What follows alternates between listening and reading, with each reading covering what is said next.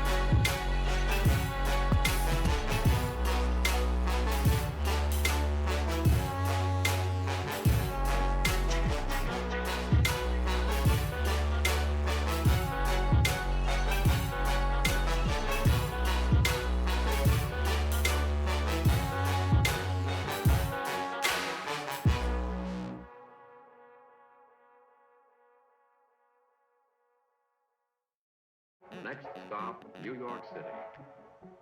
Most of the sound factors are already known.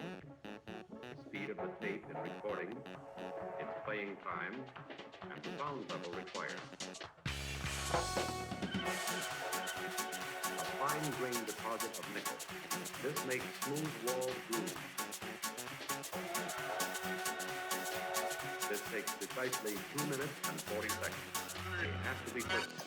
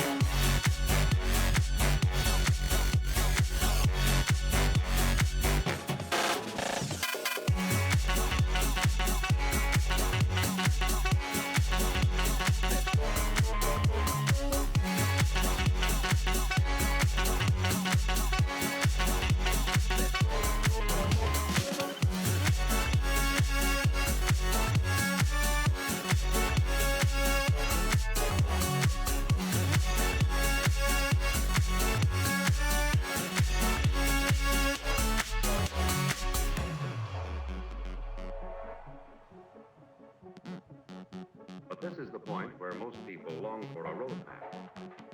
You discover unlimited variety, the finest in sound and performance.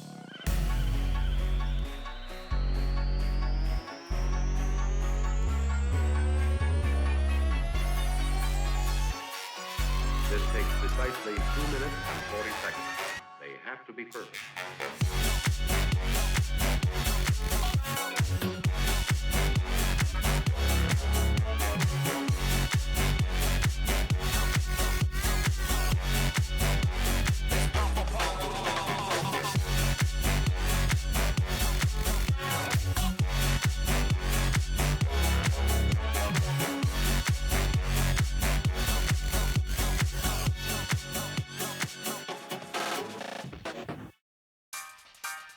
Now, all over the country this month, thousands of people are going to summer camps, where they awake every morning and go to sleep every night to the strains of the bugle.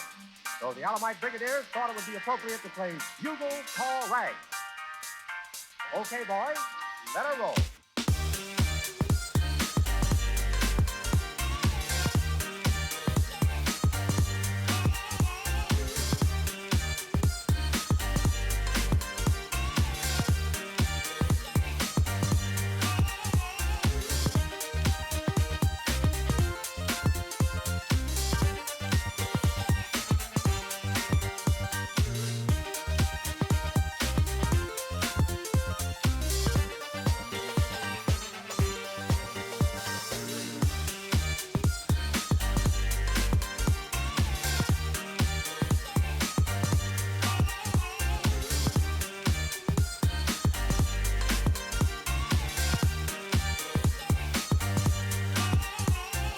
Now, all over the country this month, thousands of people are going to summer camps, where they awake every morning and go to sleep every night to the strains of the bugle. So the Alamite Brigadiers thought it would be appropriate to play Bugle Call Rag. Okay, boys, let her roll.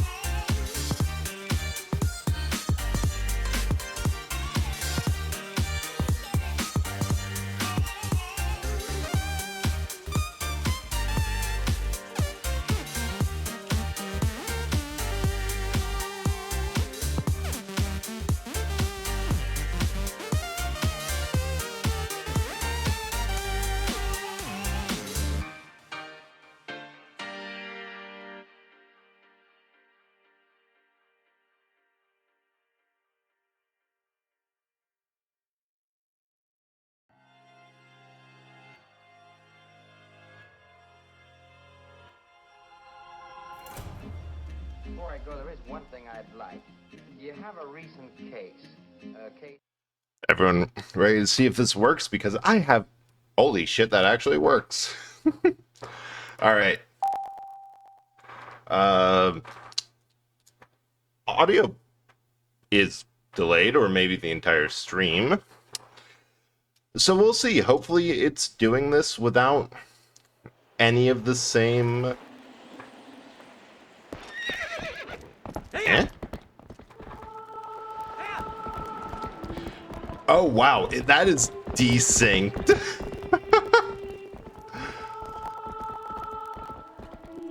Yeah, that's bad.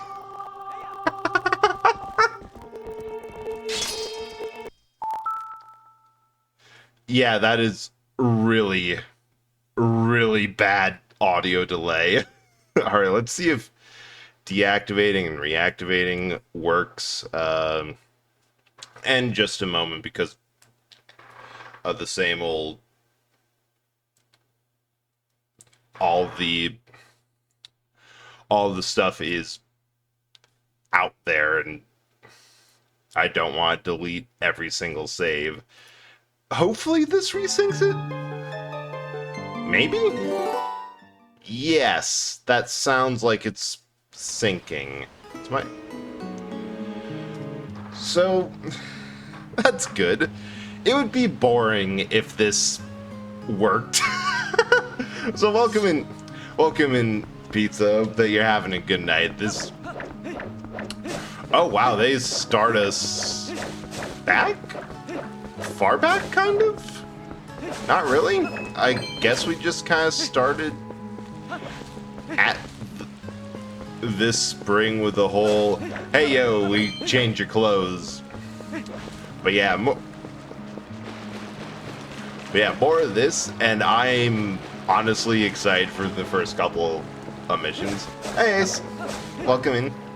Also, I am so excited for Monster Hunter Wilds coming out. From what I saw of you playing of it, that's a fun game. It's a total global fermentation. It's going well.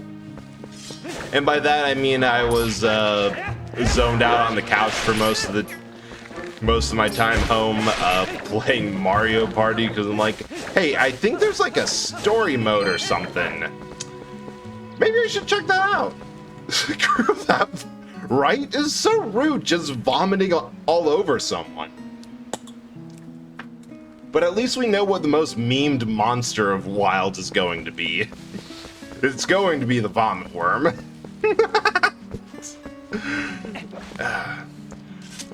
But the demo looked pretty cool. Oh yeah, gotta talk to this guy. Huh? So, yeah, it's the Rondonian. Seemed familiar, but then your clothes seemed kind of different. Got thrown off for a sec. Listen, things been a little rough around here lately, so you should watch your step, okay, guy?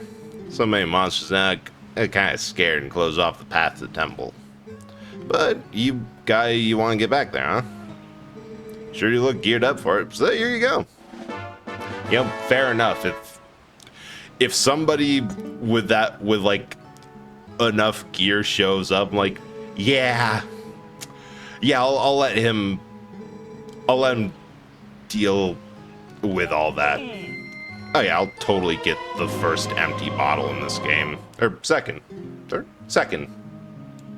That vomit worm was very pretty. Shame didn't know how to actually play it. From what I was able to see, you were doing pretty good. Like, especially for first area. Oh, nice. For like first area stuff, I'm keeping the milk over the stew you can get from there. You were doing good. Like, I'm pretty sure even it's going to take me a while, because it's been a while since I played World, and I was decent at it. I remember soloing a few things that I shouldn't have, that people said are, this one sucks, like, just get a team. Like, I soloed the Behemoth fight when they had a crossover with 14, and that one sucked. I didn't do the tempered Behemoth because that was just too annoying. But like, I am certain with the changes that it's going to take me a bit to get back into it. Partially just because with dual blades, dual blades are like highly reactionary. Like, you're just playing a Souls-like game at that point. There's not really another way to say it. Just that you're dodging, dealing pitiful damage per hit, and I hate this, because you can just go right through this poison swamp with the lantern, but because you have to follow this monkey around, she goes on such a wild roundabout way. What's this monkey's problem? Idiot, well, you're staring off to dreamland. Your lantern got stolen. Right, gimme. Friend messaged me after stream saying, I was lurking, but I randomly heard, guys, I broke his balls and tail, and it's just like, oop. Oh yeah, you ruptured his butt. Which, honestly, the fact that you were doing a good job with getting in there, rupturing some butt and tails, and just breaking parts, like, you're doing a fine job. Entire time was me trying to get used to everything, not really succeeding. It's fun. Probably take, yeah, for sure. I'm pretty sure that I'll probably get back into it get back into the swing like around mid-game. But it takes a minute, because it's like one of those games where it's like how when Elden Ring came out, everyone was panicking and saying like, oh, these first bosses are too hard. What do I do? What's going on? What's this difficulty? And then by the next year or so, or like a couple months later, people are like, oh yeah, no, you can totally no gear Margaret. Like, I've beaten him with just the soul level 1 naked fuck with a stick build. If you want to, oh, for sure. When, like, end of this weekend, it kind of works well that I wasn't able to get it today, because the beta launches on November 1st, right? So that's end of the week. I don't have to leave my home for those 2 days, so that's just going to be my plan. Although realistically, it's going to be like a day. Probably just going to play it Saturday or Friday night, and then you do actually have to pick this up, because I'm pretty sure you can get through the game with no lantern, except for there's one puzzle in Hyrule Castle at the very end where you do actually need it. I mean, yeah, sunglasses and red-eyed bread thing now. Oh yeah, that rough edit was still a lot of fun. Like, it was great. I think there's like some stuff in VTube. There's like some sunglasses in VTube Studio. The red eye things, I have noticed that the fact that my eyes are just kind of black circles, it's hard to do much. There's only a handful of times where PS5 drops frames as well. Dang. Something that specs me is pretty impressive. You can feel the 25 FPS there. Wow. Every time something gets mentioned of 25 FPS, there's like one part of my brain that just remembers film only works if it's moving at 24 frames per second or faster. So that is like as low as you can go without breaking the illusion of movement. Yeah, I'd imagine. Also, second doggo, because we don't have enough doggos in this. With some more implications. Actually, that's a good question. I'm confident my PC can run it because it's relatively new. But there's some areas, there's some things like the 25 FPS areas on PS5 that might I might end up getting it on. I don't want to get it on PS5 though, because then that means I have to pay for online, and I hate doing that.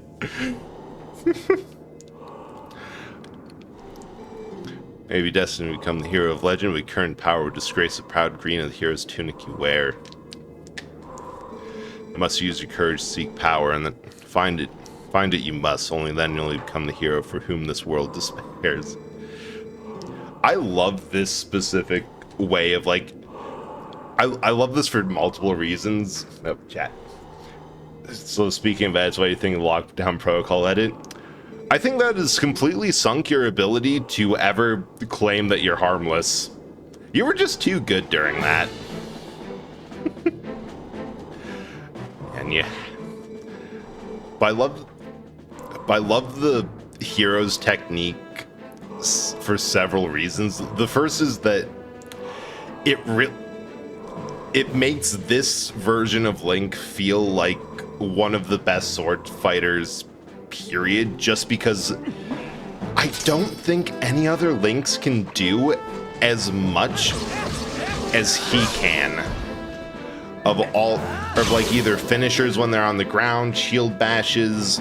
The closest is Wind Waker Link, where that one has the helm splitter, which this Link gets, and then a roll around back that that does get adapted to Twilight Princess's Link. But there's still some fun ones, like just Shield Bash, which I remember almost throwing the nunchuck across the room trying to get to work, because I think I was doing like a forward strike trying to get it bashed, but you just have to shake it like the Wii remote for a sword strike. Doesn't this partially make Twilight Link one of the dirtier fighters? Oh yeah, 100%. I mean, historically accurate fighters, because that's just kind of how it went. Like, if you ever look into European martial arts, there's some really fun things, like either cloak fencing, where you would use a cape or cloak or coat to bind up an opponent's blade and confuse them while you stabbed them through it, or things like I think it's the Mordhog grip, where you'd essentially you needed armor gloves to pull it off, but you were essentially grabbing your sword by the blade and using the pommel and grip as a hammer to get through an enemy's armor, which is fantastic. It's also difficult to claim that you're harmless after today with the whole balls, tails, and asking why I can't blow up faces. Yeah, it's disappointed that you weren't able to figure out like the latch on and blow up face thing, because that is a good advertisement for the Charge Blade. Like, how can you hear about that and not want to use it? Like, I wanted to use it, and I've only tried and failed because it was marginally more difficult than just go hack, slash, and try not to, and hit a super mode every now and then. Ooh, there you go. And like, you should be able to latch on and blow up a face. But yeah, I think your pacifist image is pretty well shattered. Hey, monkey that stole your lantern. Doesn't it look like she's beckoning you? Aren't you the popular one? Darius Trigg is using a fishing rod on Ganondorf to take advantage of his apparent short attention span. In all fairness, if some twunk rolled up to fight me and they just pulled out a fishing rod, there would be a moment of, I'm sorry, the fuck?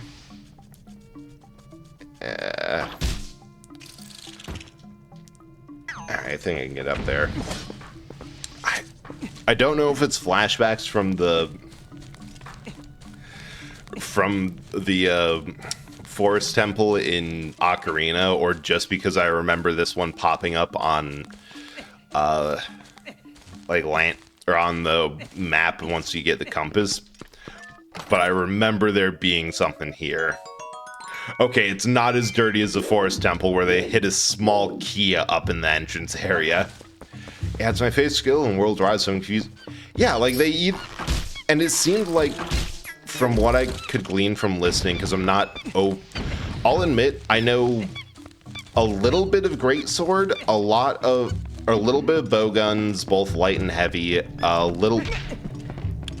lot of dual blades, and a good amount of sword and shield. My opinion of sword and shield is that it's like dual blades, but not as fast, so God, I love the Skulltula design in here just because they just made these things giant fuck off spiders and milked it for everything it was worth.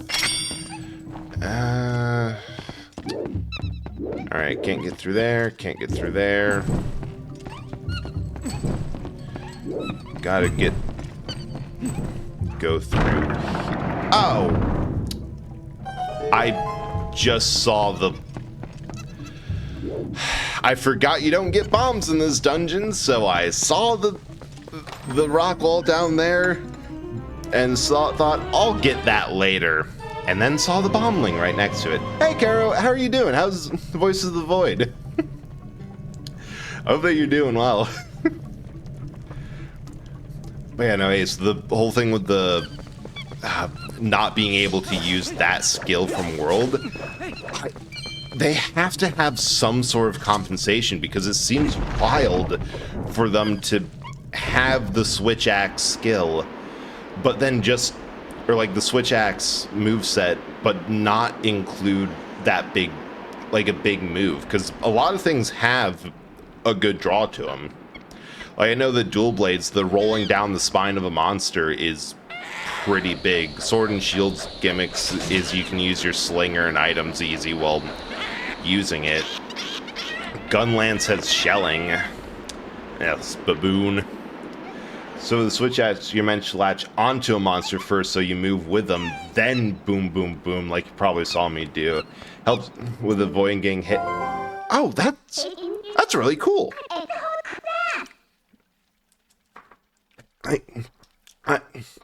Man, I think my fault with when I tried out Switch Axe was I was trying to use it a lot like Greatsword. So like just setting up big hits and using the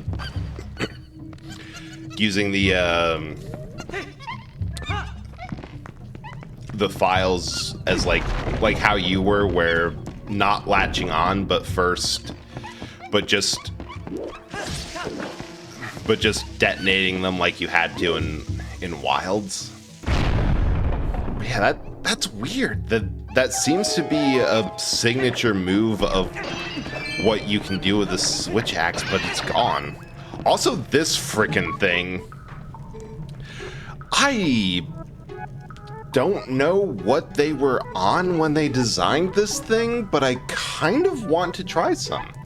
Voices of the Void was good. That's great. We really need a way to combine the two machine guns with dual blades for ultimately fast. I think what you're describing is a P90 with the bayonet on it. It just, I like things that go brrr because my brain goes brrr, and I like it when things go brrr. It's very simple.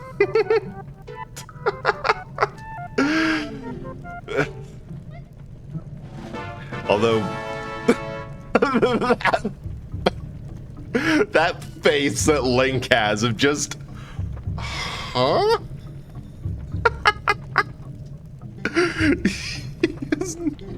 I'm glad that he has as much idea as I do about this freaking thing, because the dual gun sword combo do fast stabbing. Oh, pile driver. Actually, wait. Chainsaw.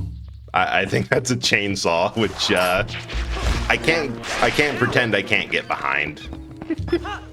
Oops. Like last time I was trying Elden Ring out, the weapon of choice I ended on was the one that gets called a pizza cutter.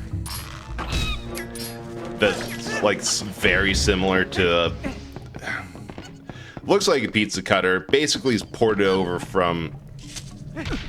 Oh, can't get there. That's the big key.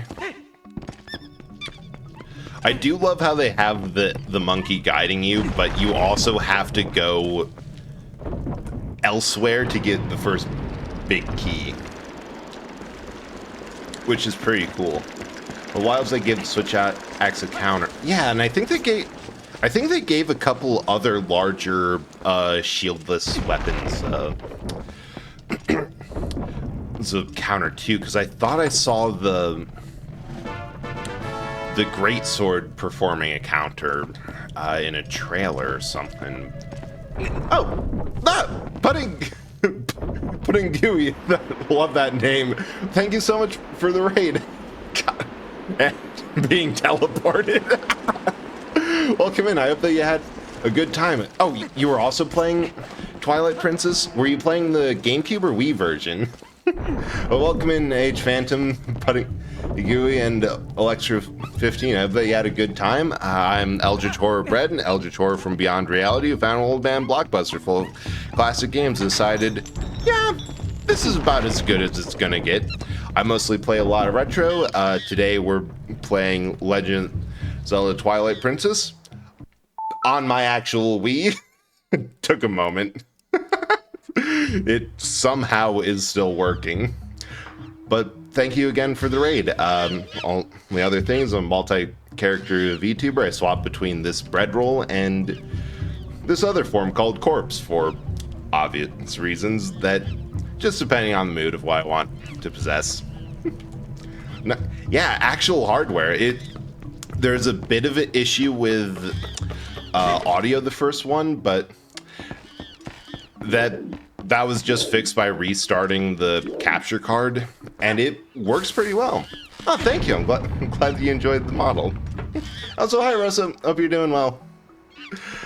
Yeah, we were just talking about the Monster Hunter Wilds demo and a couple weapon changes before just because I'm excited for new Monster Hunter and hoping that like there's not anything too big for changes and that things like whatever weapons that people like still perform more or less like they used to. Yeah, Wild's demo out. Yeah, it was out today if you had a PS Plus, which I can't. Oh, thank you so much for the follow. Appreciate that. Also, if you or your community have to raid and run, totally understand. Like, streaming's a lot of work, and get a snack, get stream aftercare, do what you have to. But yeah, if you had the PS Plus, it was out today, and it looks good. It looks hardware meltingly good, but in a way that I'm really excited for. Oh, it's good to hear that you're doing all right. I'm doing pretty good. Kind of zoned out playing, messing around in the new Mario Party, like, I guess it's story mode. Mostly I've just used it to unlock some cosmetics, but it's interesting. It's like a little extended tutorial of play some games, learn how to do them, move around the board freely to see what each stage is about. So I kind of zoned out and then realized, oh, right, I was going to make chili, and that takes a moment. So, it was another time of almost being late to stream, but that happens. Well, I got another game on or cheaper for physical. Figured reviews overall good. Oh yeah, the new Dragon Age, Velgard. That one, it's, yeah. I know several people who are really excited for that because they Bioduca Baba. I forget, no. I wondered, for whatever reason, I was like, I remembered Minda giving catalogs like the older fairies, but no, she just kind of has what she wants. Velgard, yeah, people excited, like Caro. The most I played was a little bit of Inquisition before getting to the... that ain't gonna work. Before, unfortunately, getting to the realization that, oh yeah, this is kind of a case of one... Oh yeah, this is or just saw your message, Pudding. This is a revisit. I have to, every time I go to the save screen, I have to go to a different scene just because mine and my brother's old save files are on here, and oh, there's not a rock up there. And we've made them so long ago that they have our real names on them. So like, I'm okay with accidentally doxing my first name every now and then because it's happened before.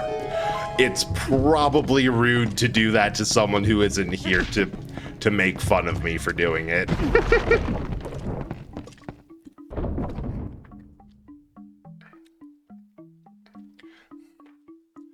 But yeah, also good catch on getting some like a physical version for cheaper. I've always been of the opinion that should be how digital games should be, because you don't have to do any of the cost of producing, mailing, or shipping it all. It's a digital file. Download it over the internet. It's the quickest way to get a file from the devs to your computer. And then but for whatever reason, it's often physical that you can find cheaper, because physical stores run sales because they don't have a monopoly. Also, I don't even know if we can get what's on the other side of the tile worm bridge, but we're doing it anyway. So, yeah. Oh yeah, we got a key. We can get up there. Yeah, you entering with 1800s. I just thought, oh, I am glad that I chose Eldritch Horror for my VTuber theme, because that gives me plausible deniability to say, well, there's not an option old enough, so I'm just going to go with 1997 because I like those numbers. Belgar also seems more focused than Inquisition was, at least not in weird MM. Yeah, I remember I was actually watching someone's stream and they were doing a full playthrough of the series from when Velgard got announced to when it was coming out. And they were on the DLC for Inquisition and making fun about how little it mattered and how they only really liked the game for a couple NPCs. Yeah, by all means, thanks for coming by, and hope you have a good lurk. I will probably be here unless I am somewhere else, then I won't be here. I remember just hearing a couple things like that of how Inquisition was a little... Hey, Squid. Or Squiddy. Hope you're doing well. Like, Inquisition was a little unfocused, a little weird, like, not one of the strongest games.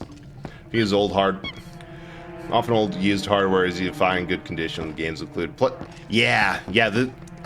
Actually, now that you mentioned the repair aspect of it, the only reason that I can really use my Wii for this is that a while ago, as just a little project, I replaced the disk drive in it. Like, got a new one because for whatever reason, Nintendo consoles are indestructible, except for when it comes to like one minor fault. There's either some thank you so much for the follow, Squiddy. Just woke up. Nice. Hope that this is a relaxing and or very good awakener for you. But like, for whatever reason, the only thing on the Wii that didn't really work, I can't make it with this. Nope. I don't remember if for that other deck you have to go just super fast to get it, or there's another angle that makes it easier. Got two nice meeting. Yeah, by all means, thank you so much for raiding, and hope you have a nice night. Thanks again for the raid. Always nice to meet new people. And Inquisition was so all over the place, so I'm still mad they built up to a war in the previous two games. Oh, I never had the context of like what was before, and the fact that they had a war that they didn't use but were building up. That is so weak. Like that seems like the draw. And like a good thing to put a game against. Like, yeah, there's a war going on. there's also all of this intrigue happening, and the war is not for the reasons that people think it is. So we're launching an inquisition. Like, that would have been cool, and then it just kind of happens. I'm gonna say something that's probably gonna tick people off, but of the games I felt gameplay is wise, Origins was the weakest one. Never known for games most notables mods are removing entire. Oh, God, yeah, that's a rough one. The whole this is removing an entire part of the games that the devs thought were a good idea, but everyone said no, that is really stupid. We do not like. That's a rough one. Something weird is only CRPG style you can't get into is real times with pause types. Just bounce off every. Yeah, I remember. I think I played a Pillars of Eternity game, like the first one, or Neverwinter Nights, that all the combat was done real time, and it was just could not get through any of it. Weird whale plant thing. Yeah, I think that's the one I did. But I just remembered that, like, thinking that if it had a more D&D style, or like Baldur's Gate, where you have your turn, you got your movement, you can stop and think and consider a bit, I wouldn't bounce off so hard, because there was a lot of there's a lot of what you have to do is think very carefully and very fast. Good luck. Ow. So I get a lot of customization, but I don't have enough direct control over. So yeah, I totally get that. That there's been several games that I'm like, I like the idea of an AI controlled party. However, what I do not like and can't get behind is how they keep on doing stupid stuff, and I have no ability to synergize their skills together or do anything with it. It's just, alright, I have some NPCs that are marginally more useful. Yeah. Of course, I was also one of those people who played Fallout mostly without party No, wait. Fallout, I used some party members, especially New Vegas. Skyrim, no party members at all. I think I used one for like a little bit, and then not at all. Even a controlled party, as long as they're backing me up, as it directly muck about someone. Yeah, Dragon's Dogma was fun. I do remember seeing like the NPC pawn stuff, and some fun things of like, yeah, I accidentally trained my pawns to always want to throw people, and they've thrown me off of cliffs several times. That one's a fun system. I still can't believe that Dragon Age just looked a juicy war that they were building up to in the face and said, no, we're just going to solve the Mage Templar stuff indirectly. It'll be fine. Vegas and 4, I think, is where Fallout figured out, since they're useful but don't need to worry about getting...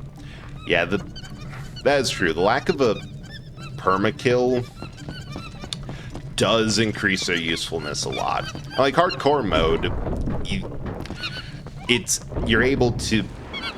they are able to get permakilled, but when I was playing like hardcore New Vegas, I often found that it was just an interesting challenge, because I'm like, okay, I can either have them back me up through this and be a help in the fight, or I can make sure that they're absolutely safe as I go do something extremely stupid and pick on something that I should not be fighting, i.e. Deathclaw Quarry. I've only cleared that place out once, and involved an anti-material rifle, a lot of ammunition that I ended up running out of regular and having to finish it off with like explosive or armor piercing, and a lot of manual aiming.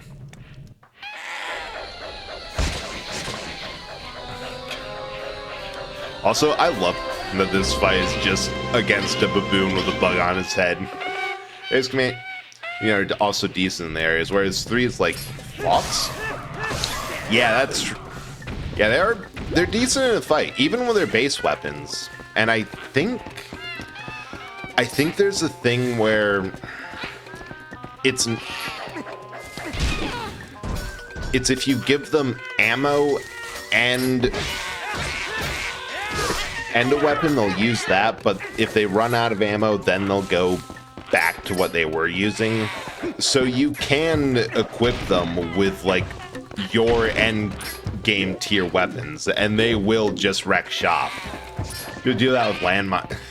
Yeah, I remember getting into Deathclaw Quarry involved a lot of landmines of the variety of the I do not have the gear to properly fight this yet, so I'm just going to stack up 10 landmines in one area and let an enemy walk over them, and if that doesn't crash my game, then they should be dead or weak enough for me to rip apart with my pea shooter. Boone legit doesn't need better when he starts. Well, he started with sniper DPS companion. Veronica definitely needs armor. Usually by the end of the game, because there's that one quest where you have to fight the Brotherhood of Steel. Everyone has power armor, and because I find it. Riot Shotgun's a fun one. I think that would also be better with the Shotgun Surgeon perk. I just remember the problem was that I would end up drawing too much aggro at once and not really have a good way to survive more than one Deathclaw coming at me. In hindsight, there's probably something weird off with my build and could have been tankier. Now that I think about it, it was probably a glass cannon build because I love doing those. Oh yeah, there's just a Fairy of the Winds in this boomerang the entire game, and it's mentioned here and never again. Doubly so. God. Okay, as much as I love this game, I will admit the dungeon items are kind of ridiculous because they overshadow each other so much. Because before you get into this, you have the slingshot, which is direct. I've never used the slingshot after I got the Gale Boomerang. And aside for puzzles that directly need said boomerang, like... Ah, come on. Whisper VTuber is first in the stream. Oh, hey, Whisper. Thanks for getting first. How you doing? But yeah, after I get this... Or after I get the bow, never going to use the boomerang again, aside for puzzles like this. Oh, your TOS man surprise. Yeah, we got TOS in here. Where are you going?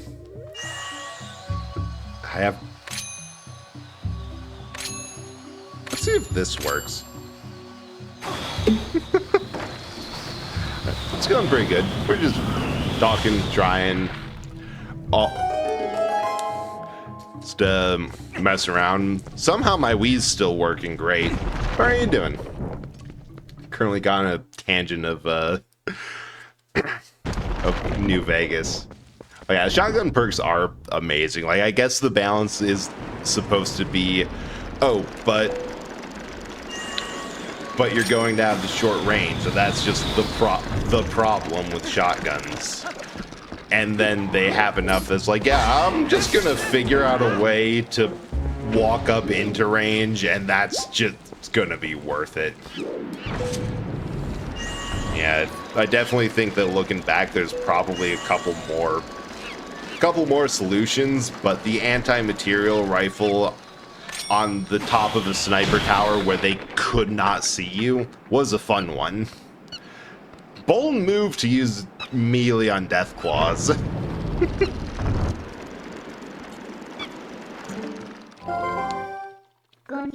Oh, there's still some... Yeah, still some monkeys. Which unfortunately I don't think the boss one counts as a monkey. Oh yeah, I suppose that there is a reason to use the slingshot, in that for whatever ungodly reason, the bats are not immune. Huh. Owl.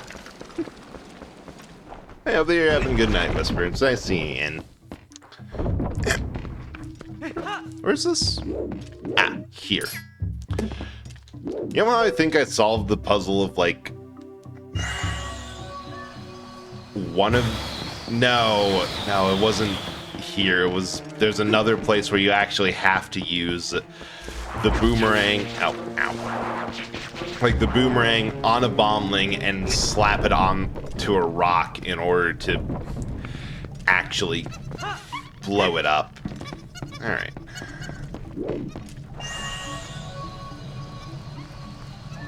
Let's put... Well, one there. One there. Because I forgot that there's just a thing behind that you can get from the moment you walk in. Oh, good. I was going to say, if the compass was under the stairs, I was going to be a little bit mad, because compass is like one of those things that if it's early and you don't find it, you're just going to have an absolutely rotten time trying to get through the dungeon. Or, like, by the time you actually go back and grab it, you've probably grabbed everything in note anyway.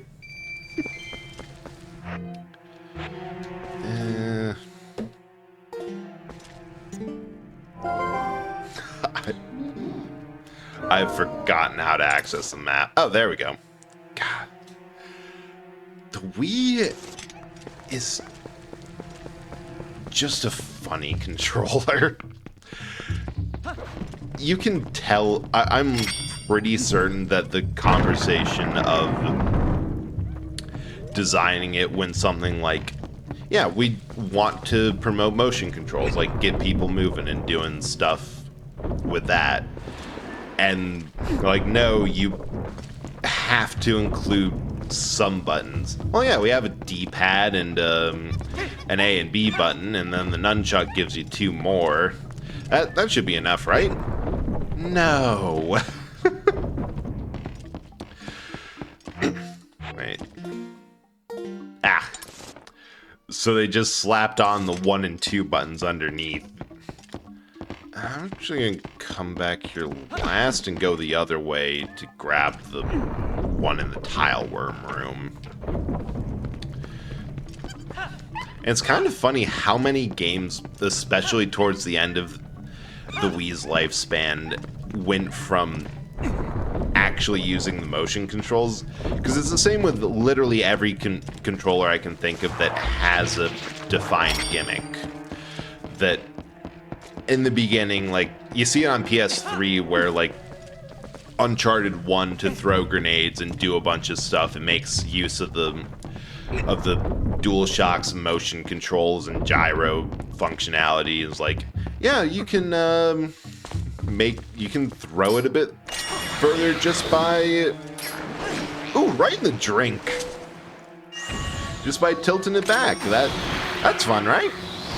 And then so many people just were unimpressed by it that by the time even Uncharted 2 rolled around, everyone was like, no, we don't care about this. And they've just completely dropped it. Like, same with the PS5's haptic feedback. Like, you see a couple things that kind of use the stiffer triggers, but not a ton. So, okay, if you're still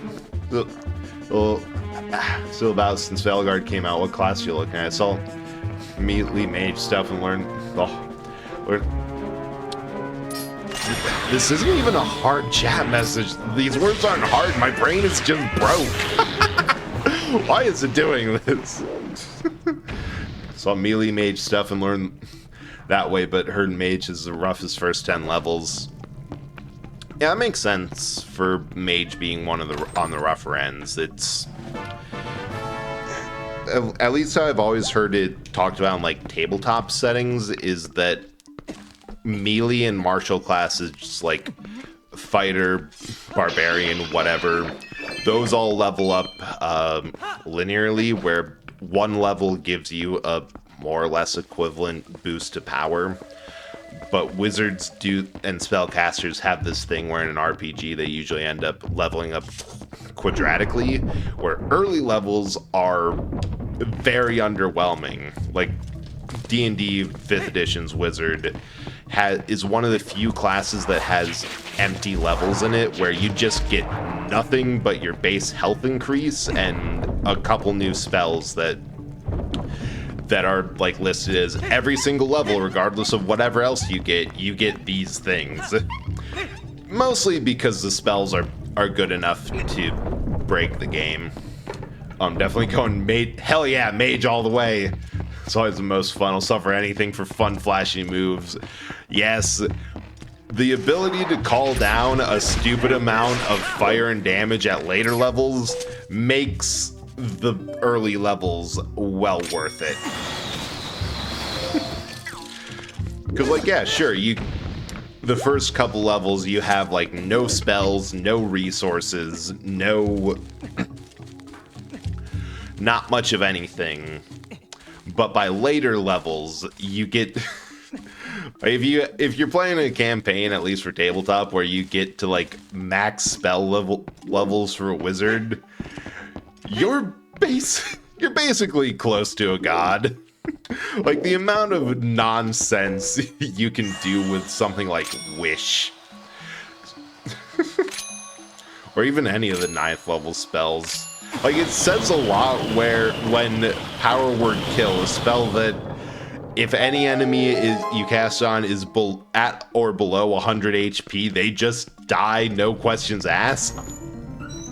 It says a lot when that is universally held up as the worst spell you could take as a 9th level. Wait, where the heck is that treasure chest?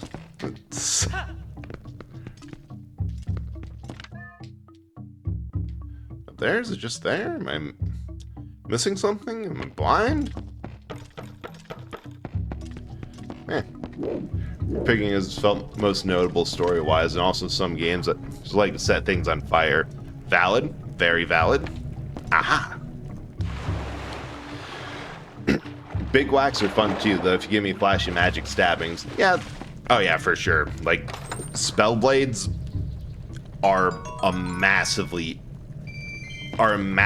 interesting thing to me, that I have some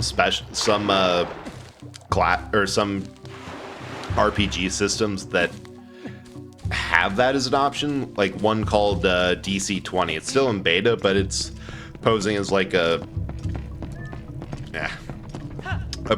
more approachable counter for D&D that isn't being hit by Wizard of the Coast's nonsense. That just changes Paladin from what it is to Spellblade, and I want to try it. Except for different mage builds, I used a mod in my last Inquisition playthrough that made me Mage Archer. Okay, that sounds pretty cool. Like, honestly, I think one thing that I can get behind, though I haven't played a lot of Dragon Age as a series, is just things like that. Like, I can get behind spell swords and mage archers. The only companion is a mage archer that I can't use it.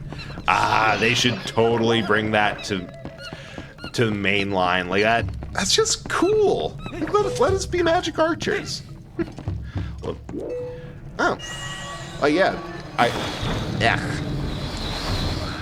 You know, fair enough. If you can get use of power word kill Caro, then definitely do it. Because I've been thinking about it because there's just kind of inherently that little thing in the back of my mind that says, everyone says this is bad. How can I abuse that? And aside from making a variation that like a homebrew variation that I think's a little more interesting, where instead of it being a single target, it's an AoE spell to everything that doesn't fail a perception check and can hear you. Because you're just saying a word that kills people. Unfortunately, it got compared pretty quickly to the killing joke from Monty Python, so I'm not sure if it'll see any use. But I do think that should be an AoE spell and have the ability to backlash. But also, it's kind of easy if you have a DM who will say if enemies are bloody or not, because you can just keep track of how much damage everyone does to the monster. When the DM says that it gets bloodied, you double the damage that you've done to it, and that's its max HP, and you keep on tracking it down until you get to the point where it's below 100, and then you just pull the I win. Or you just look up the stat block and know it, because that's fine. No, she has Magic Archer in both games. Thought you have to get last air. Yeah, I remember Ace was, when she was playing that, wanted to get Magic Archer and mentioned that it's one of the last combo skills you can get. I'm excited so mad to cut down the number of companions out. Just let us field a small army, you know? Have a little fun with things. Like, don't be allergic to fun. Just let us and our 15 large friends go fuck up the countryside. Dropped it. Oh, 2. That's going to be rough, because I remember Inquisition, a problem was like, oh, you need a rogue here. Oh, you need a fighter. You need a mage. And you could kind of balance it. The problem is that I like playing rogues, and all of the companions that I was most interested in were also rogues, so yeah. Alright. Shoot, ad just came through. Be back in a second. And until then, Say in the last year or two that might be of interest, subbing the feature story along with the article. Something a little, with a lot of excitement. You know how it's all right. Well, this dance hall racket might interest you. Dance hall racket. Long story. If you've got the time, I can... Well, I've got the time. Can I hear the story? Helen, bring me in the dance hall racket.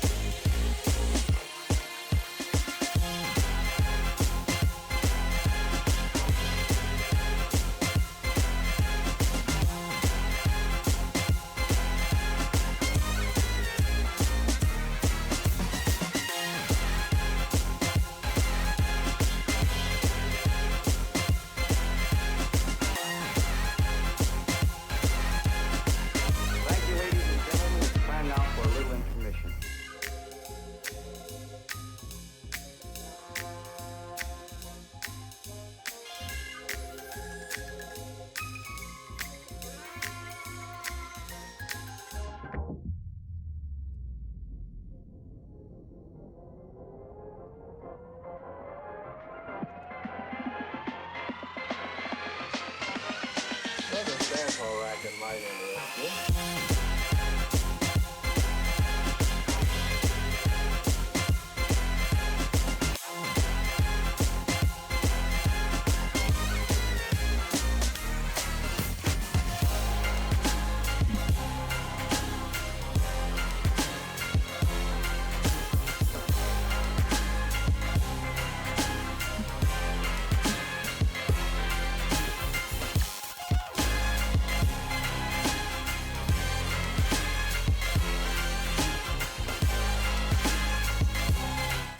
Alright, I think most people should probably be back.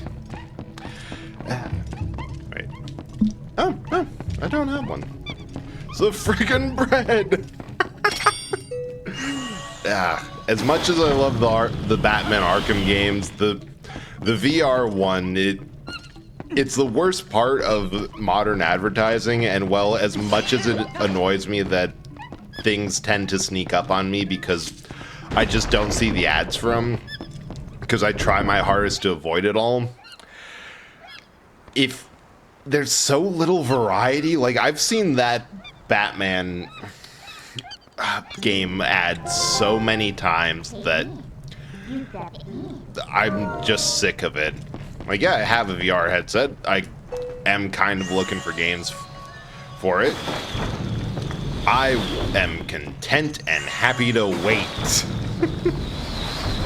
That's an interesting thing about the Velgard pizza, that the fact that everything, the party composition doesn't really matter for, or at least in so much for the skills thing, because it just means that because if they're always available.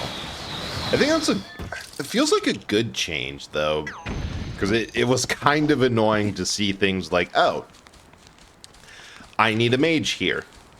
I'm in a high-level area that I really probably shouldn't be in, but I'm sick of the hinterlands, so I relish the opportunity to check something else out. And none of my mages are strong, because I just have one dude who's kind of annoying. So that's 100% a quality of life feature. Probably a good one. The exploration ability, yeah, combat ability. Yeah, and like that's a good thing.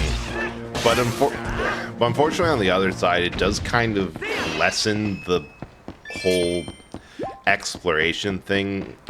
Because you can't really make, so with that in place, you can't really make a dungeon with multiple plans of attack. Like, oh, you didn't, like, oh, this is a one-time dungeon, which I'm not even sure if those are a thing.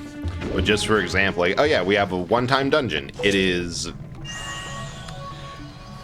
has a couple of different areas. If you bring this party, you have access to this stuff. If you bring this, you have this path. One has more resistance, but ow, dang it. But better loot. The other has less resistance, but some interesting story implications. Oh, interesting. I mean, I think I did mention that I wasn't huge. Like, I've never been huge into Dragon Age, so it makes sense that I wouldn't really pick it up. But that's also an interesting change. Like, I remember hearing that early design concepts had it as a MOBA before somebody told them, no, knock that off. They will never forgive us if we actually do this. Make it an RPG. So that makes sense.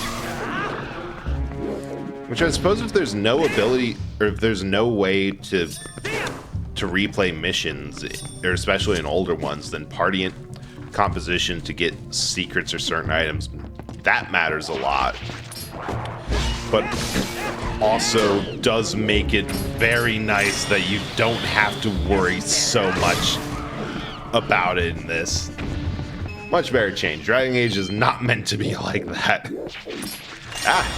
Turns out that I got the one I only played a little bit of, partially because I got so annoyed at EA's launcher, was really one of the weaker ones. Good to know. Because I suppose like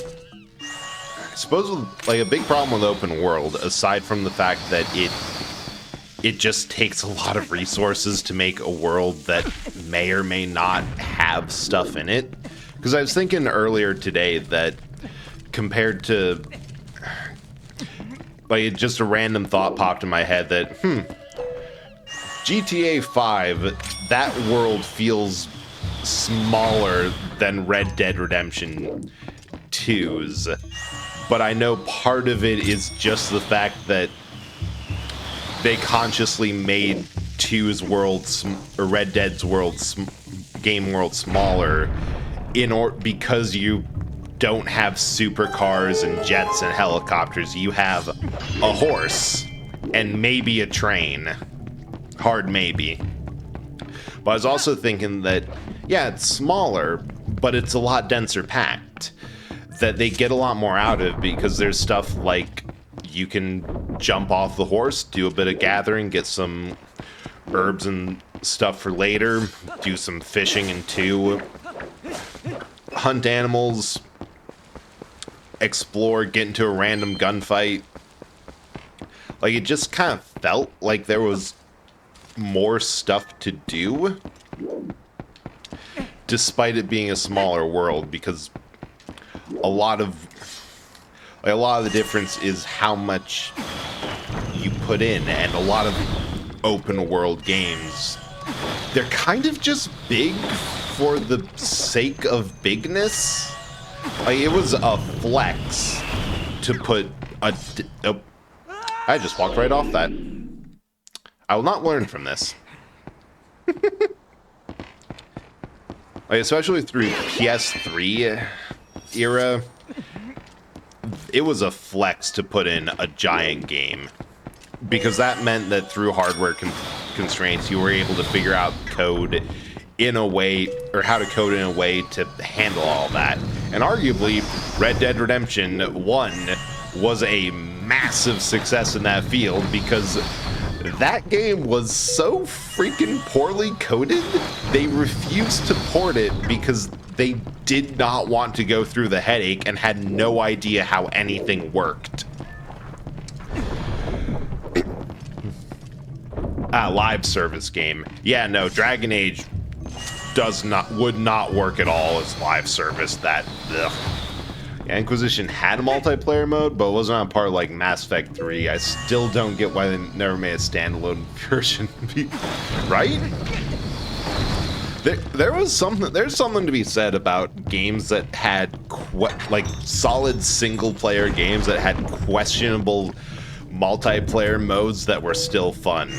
Like, I have jokingly called Uncharted 3 the world's worst multiplayer, but here's the thing. I miss it. I miss Grenade Dodgeball. I want a game to bring that mode back.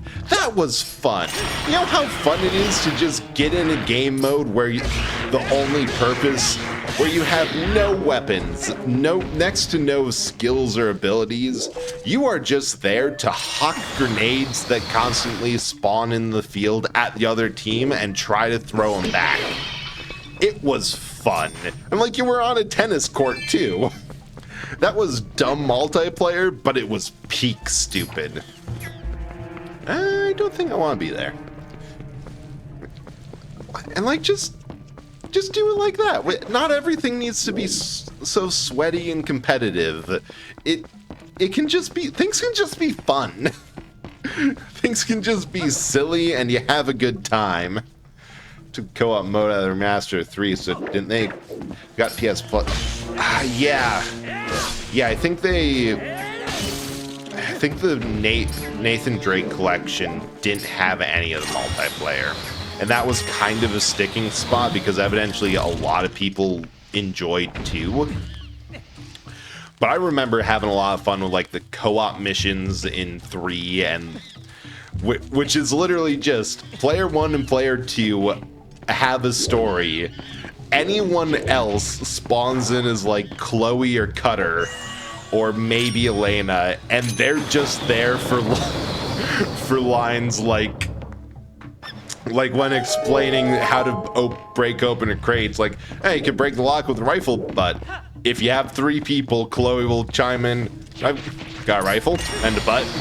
Just nothing, adds to nothing, is a bigger distraction, but it's also fantastic because there's things like Chloe and Cutter are characters from 3, and there's one where you fight the bosses from 1, 2, and 3 all at once, and they're like, wait, how is... And Nate's like, wait, how is Eddie there? And Lazarevich? Who are these people? Why did I... Oh, right, Monkey. Because the Like a Dragon are still king of Ging most of its open world. So, well, that's the thing. Yakuza and Like a Dragon, if you look at the size of their maps, they're tiny. Like, their real world size is a couple of blocks in downtown Tokyo. Maybe, I think 7 and 8 get it. 7 and 8 get a bit more out of it because it's like several blocks in downtown Tokyo and Okinawa, or no, wherever the other wherever Sotenbori is in. But they're smaller and really densely packed. Like, it feels like a city because there's so much stuff just going on.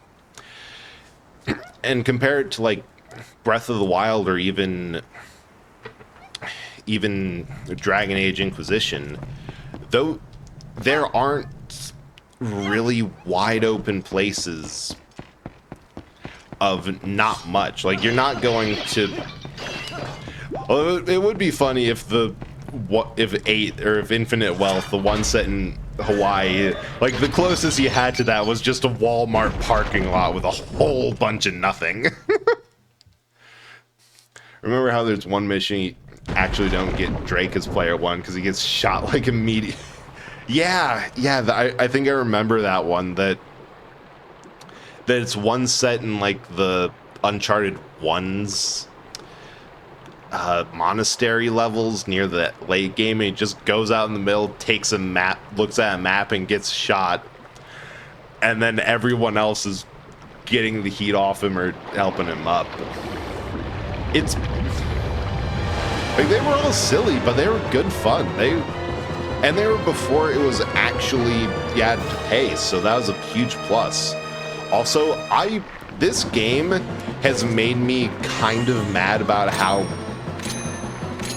Deku Bob have been used. Because, like, first of all, this is one of the first... Dang it! Oh, hey, I got him! This is one of the first bosses in the series that isn't Goma.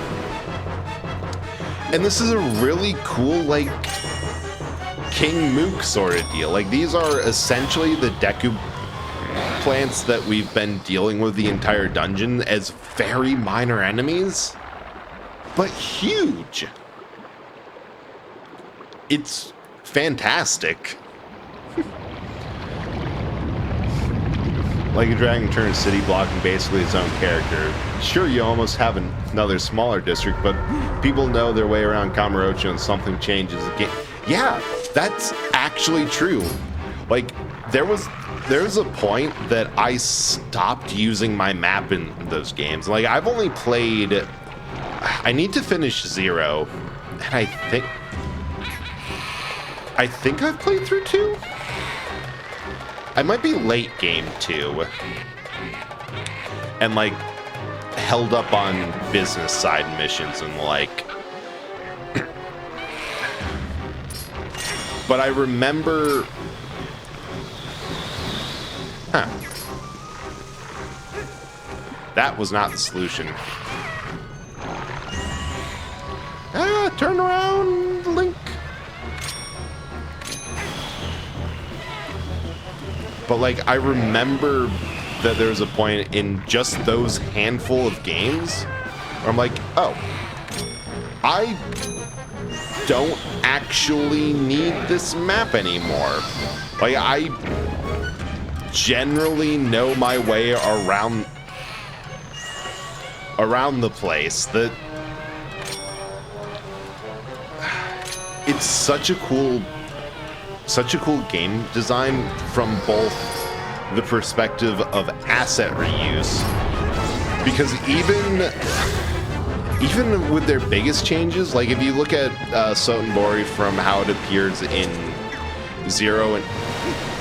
Well, Zero for sure. That was a huge change to both maps because it took place back in the 80s. But from like 1 and 2, or 2, it appeared in 2, to how it was in... Yep, guess we're getting that one. To how it was in, dang.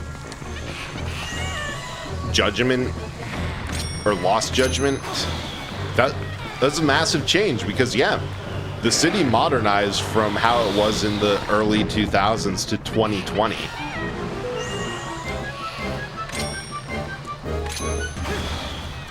And, like, that kind of sense, and it's 100% intentionally dating the game, but the way it does it is it's just so interesting to me.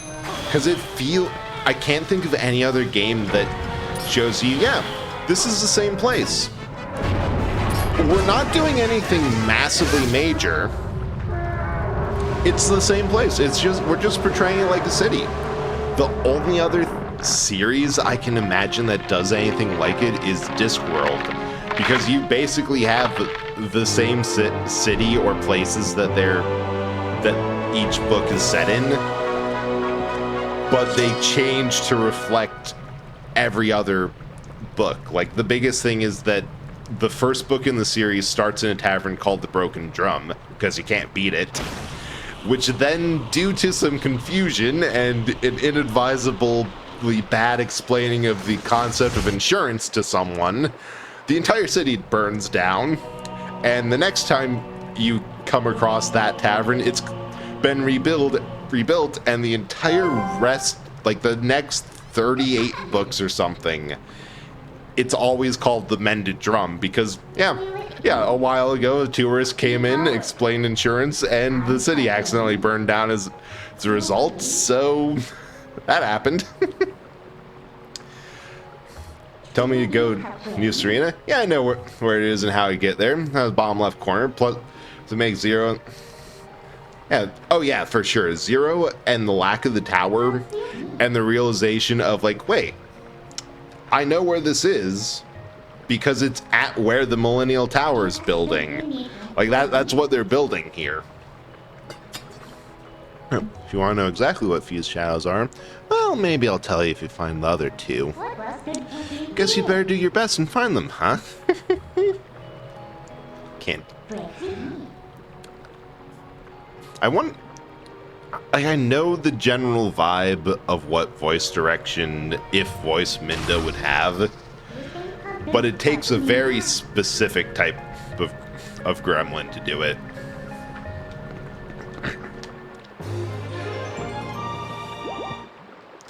Alright, one down.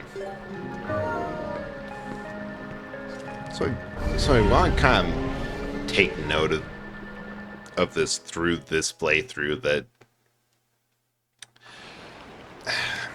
I feel like there's also a thing with good enough. I need to invest in a dump button of like water through the series, because I know that you start each place in a shrine or at a sacred spring.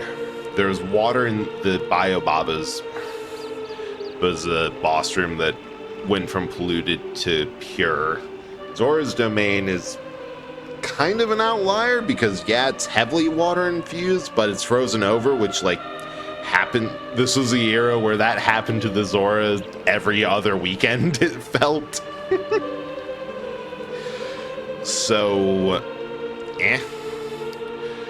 Goron's Domain, not a lot of water, but At least nothing with, like... Actually, no. No, there's a good amount of water in that. Like, there's the hot springs. You have to do a thing with the Zora in order to... No, the Zora is later, but it's in the area, and there's a connection. And there's also several pools of water in the mines.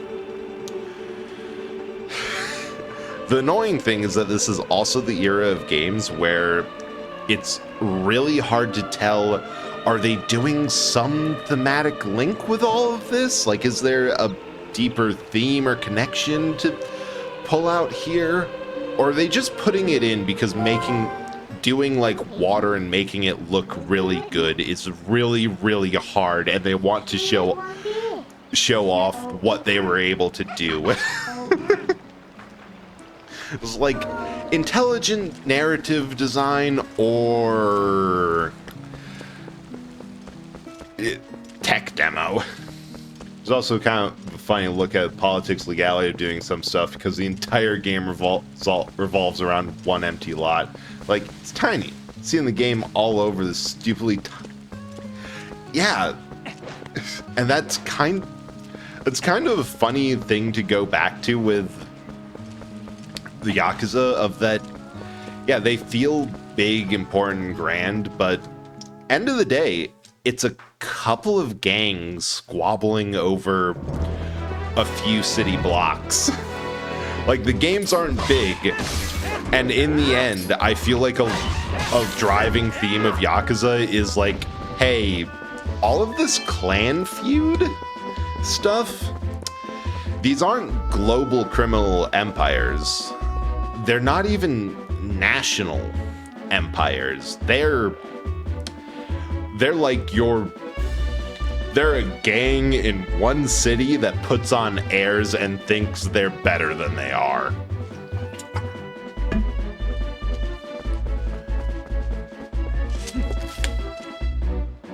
Okay. Oh, Triforce Mark doesn't appear over the glove. It's good to know. Nothing happens. Right. This is ominous and bad sign, but Hey, Boomerang came in clutch. I love that. But I do love the twilight, like that just wall of twilight. And then you realize, oh, wait. This is middle of the day. That shouldn't be up there. It's right up there with how in Bloodborne it looks like it's oh, this dude. Like, all through Bloodborne it looks like it's a moonlit night, and then you notice, wait, the skybox is overcast and the moon is below the clouds. What? Deliver a few letters, but it seems impossible. An honorable, independent letter character here, known to some as the postman. I'm going to introduce myself, take this letter, and read it at your leisure. The funny thing is, for as weird as the postman is, this dude's been around since Ocarina. Probably had more to do in Majora's Mask, but...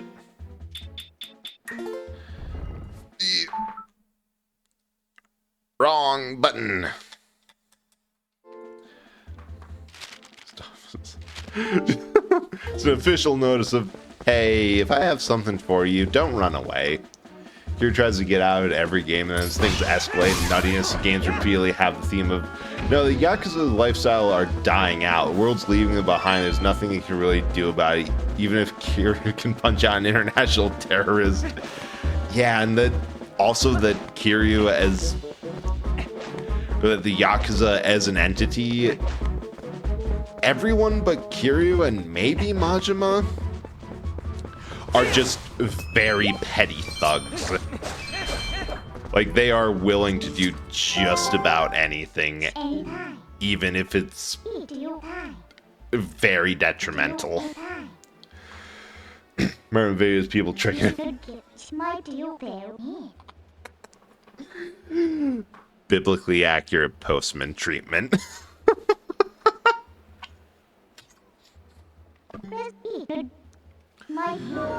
Well. Alright. So this is 100% my own fault for both picking up a ton of money through all this and not really having or needing much of any to spend it on. But there is such an annoying problem with the in-game economy for this. Because every single time I've played this, I've had a full wallet by this point. Ooh, smooth transition. A lot less traumatic than the first time.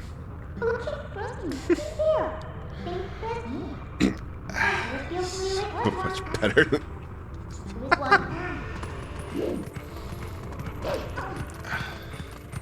Like, without fail, every time this is the point of the game where I don't have any room in my wallet. And it takes a good amount of time to actually get back to a point where you can buy stuff. It doesn't help that you get the only thing to really buy at this point is potions, which, kind of useful. Right. I love the mechanic of like following the scent trails. Not so helpful when there's really only place to use one place. There's really only a single place to go. At least for this one, which makes sense for introducing a mechanic of like, hey, you go straight ahead. There, you can see how this follows you, and yeah. That's strange. The bridge is gone. One of the works of shadow creatures. Ugh, what a pain. Now, well, let's look for it. You, get your map out. Other marks for alarm. Whenever you destroy this creature's portal opens, it looks like that. Blah, blah, blah. Game stream? Gotta be around here. Take you. Like, yeah. The warp system's nice. Like, it's one of those things that the earlier you get, the more appreciated it is. Kiryu and Ichiban basically joined on opposite day for the recruitment video. It's probably fitting that by 7, both helped finish off the very clan. Yeah. And honestly, 7 was really great how the fact that in the intro, Ichiban is basically did a lot of things that Kiryu did. Either messed it up or did it in a reverse way, but had the exact opposite outcomes, which is just such a nice touch for many things. Something innately funny about events from 76 is where everyone in the server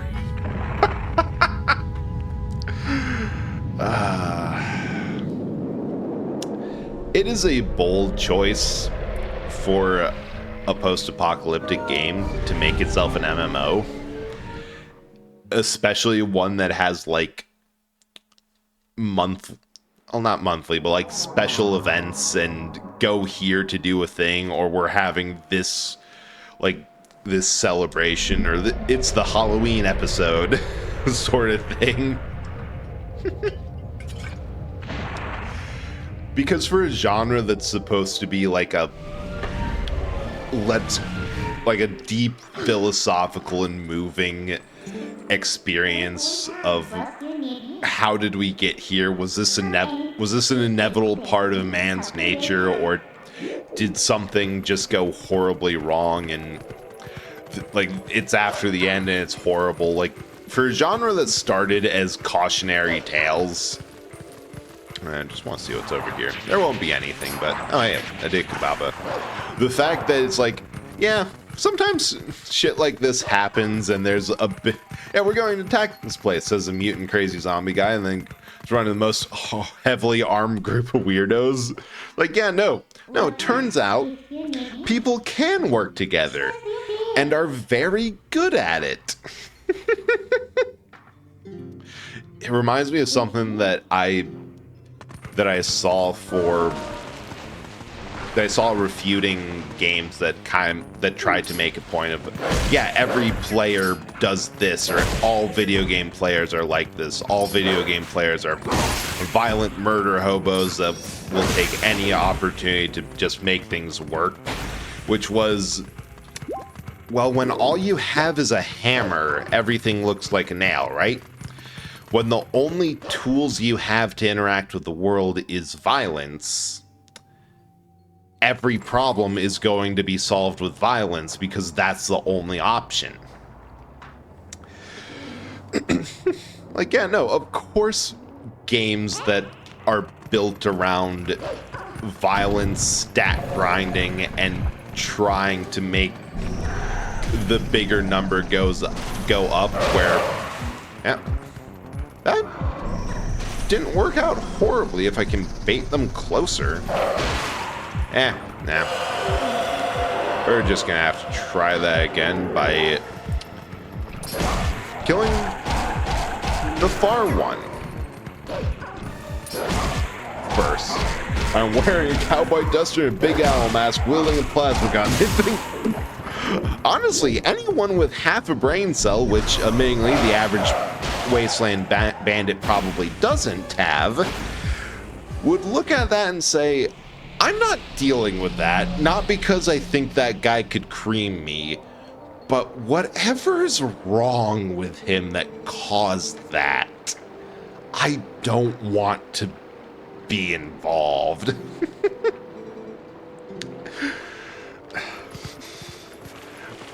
I don't know, it's just so funny to me that time and time again, everything about gamers being like psycho or always doing this, it's like, yeah, that's a function of how games are made. It's out of our hands.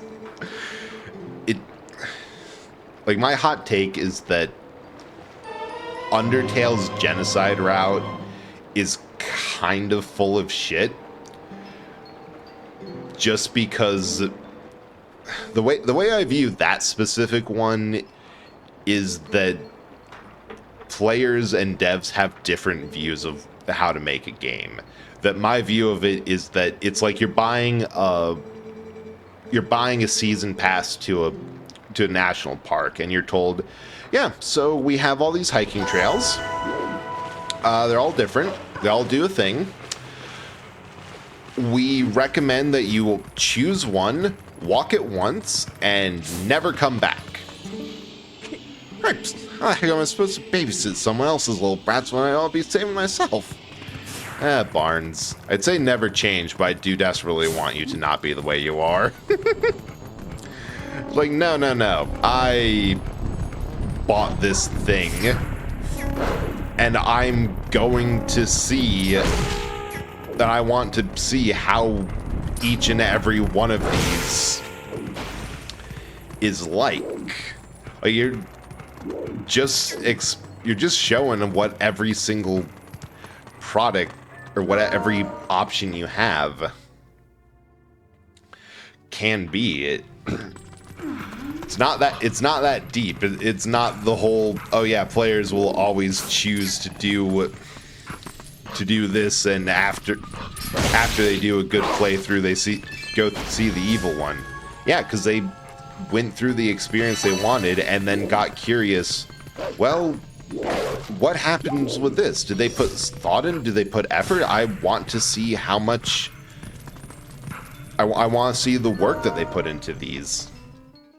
Dude here with a Green Allen costume and a 50 cal machine gun. Oh, you're not winning against that. There's a certain level of crazy that you just cannot win against, and they've left it. They've got to that point. All right. Funny thing about 76 is turning a nobly friendly player base.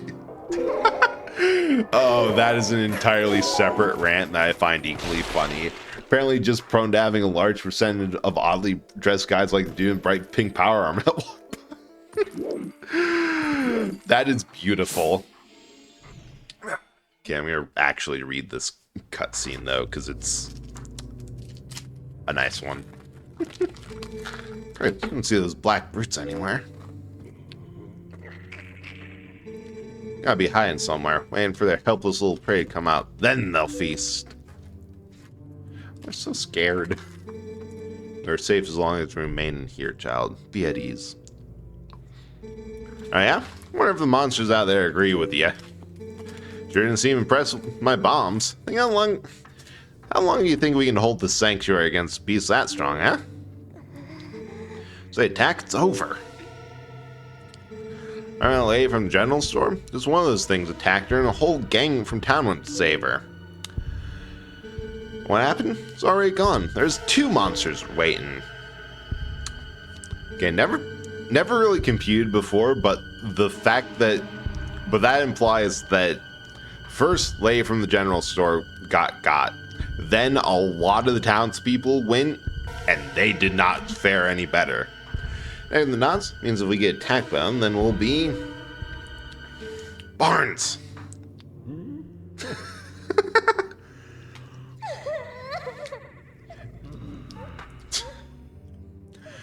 Yeah, I didn't think that one through.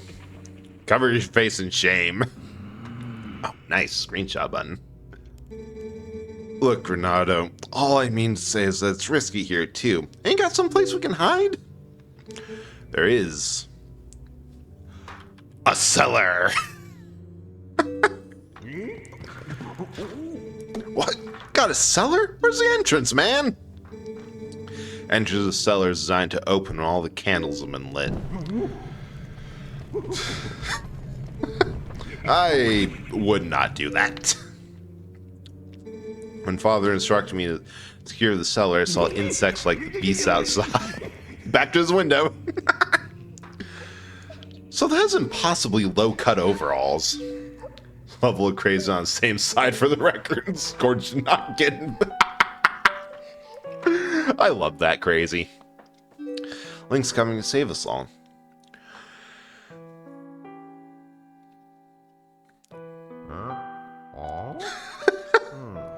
Who the hell's Link? You can feel it. Yeah, no, that's just the overwhelming... That's just the back part of your brain that handles fear, processing the fact that there is a absolutely massive wolf in the room with you that you can't see. That ain't a premonition. That's just anxiety, my dude. But no, the funniest thing about Fallout 76 turning into a notoriously friendly player base that regularly bands together to do like server events like that is the fact that the arc words of Fallout is war never changes. Like, no matter what happens, you can't change humanity's baser or base natures to get into conflict and destroy themselves. Except that doesn't actually seem to be the the nature of people. Like, by and large, people agree that they go for the good endings, either because they're better written or they just honestly want to do the good ones. Or you get things like everyone showing up to help out new players on the server. What's the most normally dressed dude here running around with a flaming chainsaw? Because normality is a lie that is designed to sell beige pants. And anyone who claims to... Honestly, from the weirdos you've described so far, a dude with a chainsaw, flaming or otherwise, in like business casuals, khakis and a button-down shirt, I would be more terrified of that dude than anyone else there. Because, yeah, no, everyone else is coping with the sheer stress of the apocalypse in their own way. They're cutting out, cutting loose, being weird. That's fine. that dude, who through everything else has remained normal, doubly so if he's still polite and sounds rational. When everything goes to hell like that, normalcy is increasingly concerning. He had a jumpsuit. The guy in the suit is pink one and has shorts. Okay, that's good. That sounds probably weird. Like, but no, the weirder the situation gets and the more impossibly stressful, the scarier it is that someone has managed to go through it with the only change being that they've armed themselves. But I also remember another thing about Fallout, about how, yeah, the series has never really been a critique about capitalism. Like, it's always just been about how humans are inherently kind of sucky. And then the player base have been like, so I know you created the series, or at least created, or at least there's a head writer for the newer Bethesda entries, but like, have you read what this series is about? Because there, aside from the critique, the obvious critiques in 1 about how before the vaults were massive social experiments, they were merely poorly made. Like that in 1 and even 2. I think the retcon might have started in 2. But in 1, like the whole series starting event of Vault 13 not having a functional water chip, that wasn't a social experiment, at least not in the original script, and all the other vaults you went to also weren't social experiments. They were just vaults were made quickly by the lowest bidder and were set to government standards, which means they were shit quality. And like from the whole resource wars, all the whole thing of, yeah, the transistor didn't get invented to this point partially because of XYZ reasons. I think a couple of them being greed. I need to go up. It's just dripping in that sort of commentary.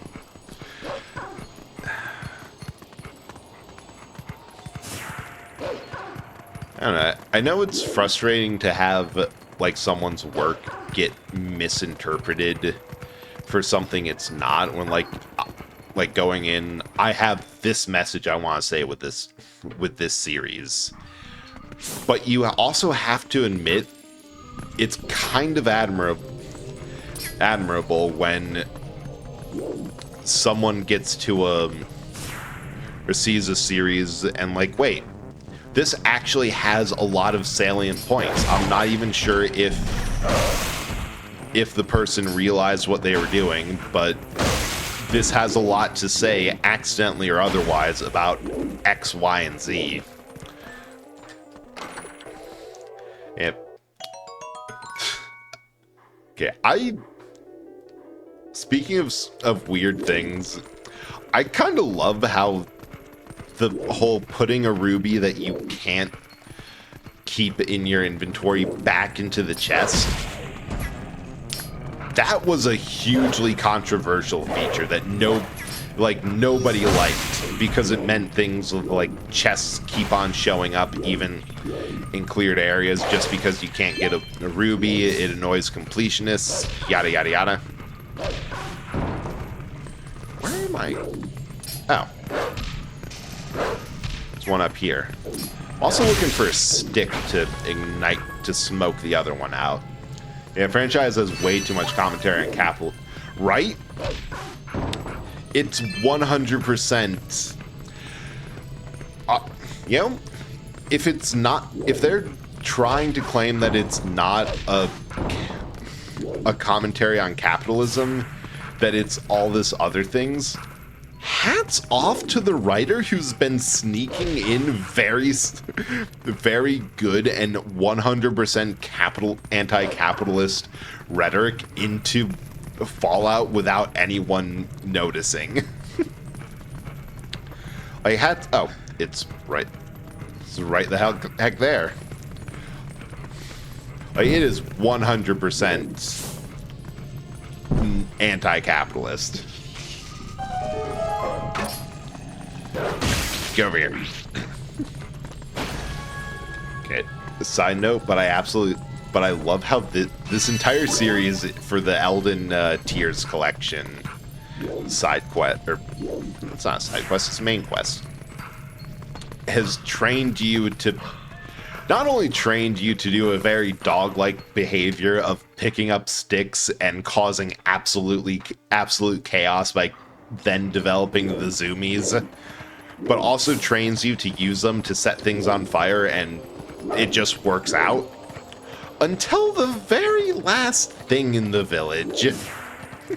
Which is just fantastic of, oh, they set us up here. Wonderful. Okay, I need to get to the other side.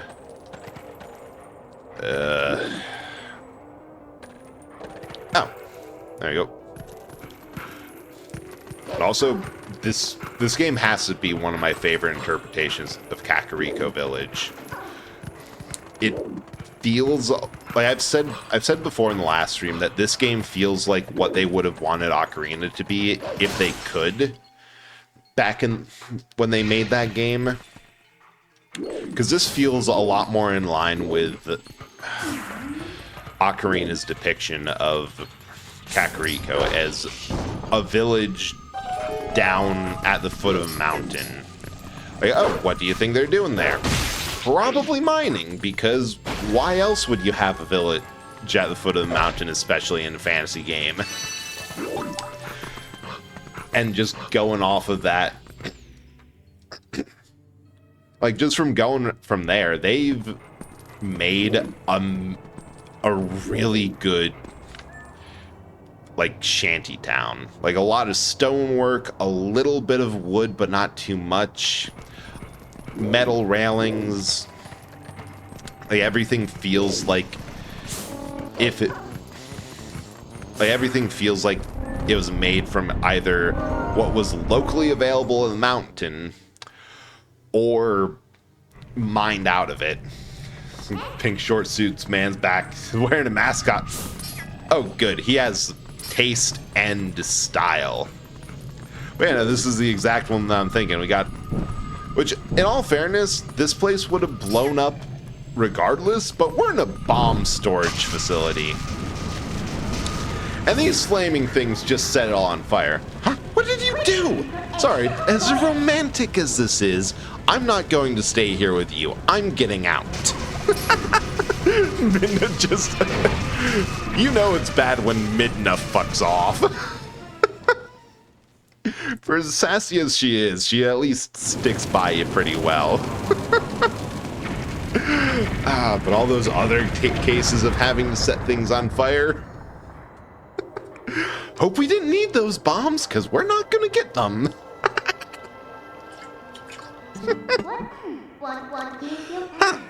I don't suppose there's any nicer way to hunt these things, huh? Well, you had to sacrifice someone's house to find Tears of Lights, but that's how the cookie crumbles, right?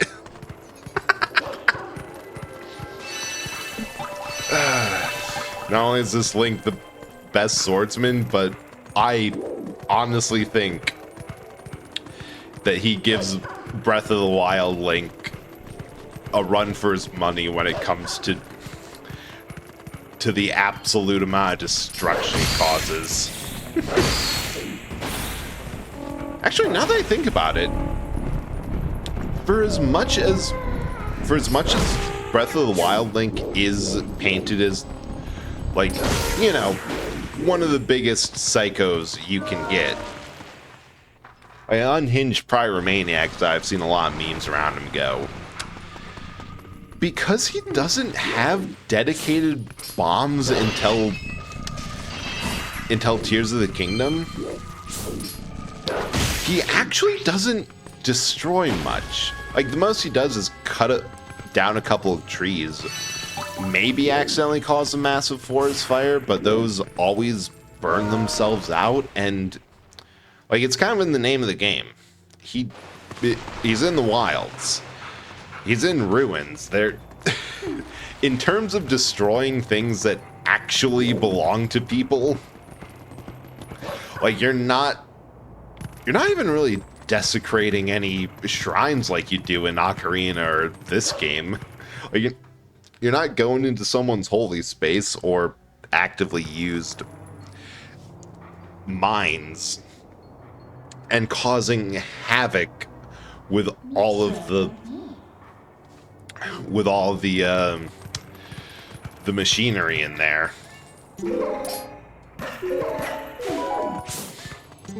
Hey, dude. Ugh. Why do I have to stand guard? Well, there's destroyers. It's not like any humans will come up. The elders, if you have problems a human can help with, we should ask, rather than suffering for the sake of our pride. Rock Dude has a point.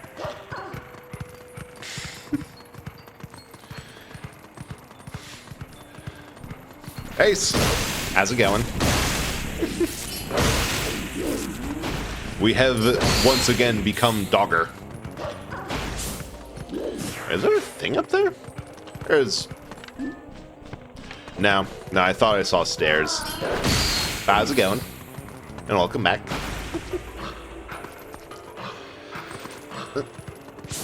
Is there more Gorons, Rockman? Nah. Just Fumarole. Oh. And a thing.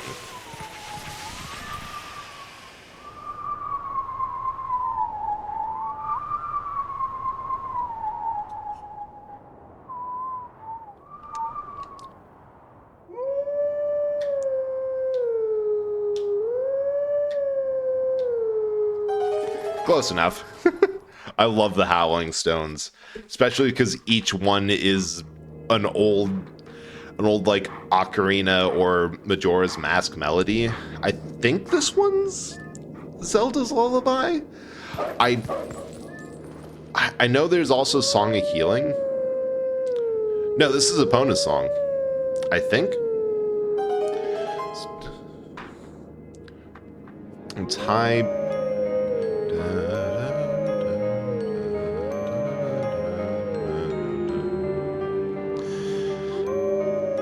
Yeah, I think Zelda's Lullaby. Yeah, this one's either Epona's song or Saria's song. It's hard to tell because those two songs are in verses of each other. Wait, you can latch onto things, but you have to hold the buttons instead of press? Oh. Oh. So it's made that feature better. Because you can choose to just go for a regular blast instead of a full latch on if you're in an like, it keeps you from overcommitting or letting you choose when to commit when you have an opening. Oh, that is perfect. Ah, back there. Unfortunately, I have to go back when in human form. Well, I think you can still warp. But I also remember that stone taking absolutely forever because I was bad at things. Alright, so that's a really good thing to know, that it seems like that even if they're being bad at, you know, letting people know, hey, this is a feature now, we've changed things. I wouldn't be surprised if there's a more comprehensive tutorial or training room in the full version compared to the demo. Like, they might be holding back on a few things in the playtest just so people have, like, the ability to discover things. Yeah, but they totally could have said it. Like, it would be nice to know the full capabilities of your kit. Like, as much as... Wait. Why is somebody in a... Oh. I just saw on my D&D server because I was typing a message during an ad. break that someone was in a voice channel. I'm like, huh? Oh, this one took me forever to figure out because I didn't see that there. First time I played, I didn't see that there was that little lip there that you could go through. So I didn't know how to kill that thing. Which then you just. So I legit got stuck here because I couldn't get past this fight. I'm gonna get my outfit picture off Xbox, so I'm gonna have to use the phone. Makes it look more perfect.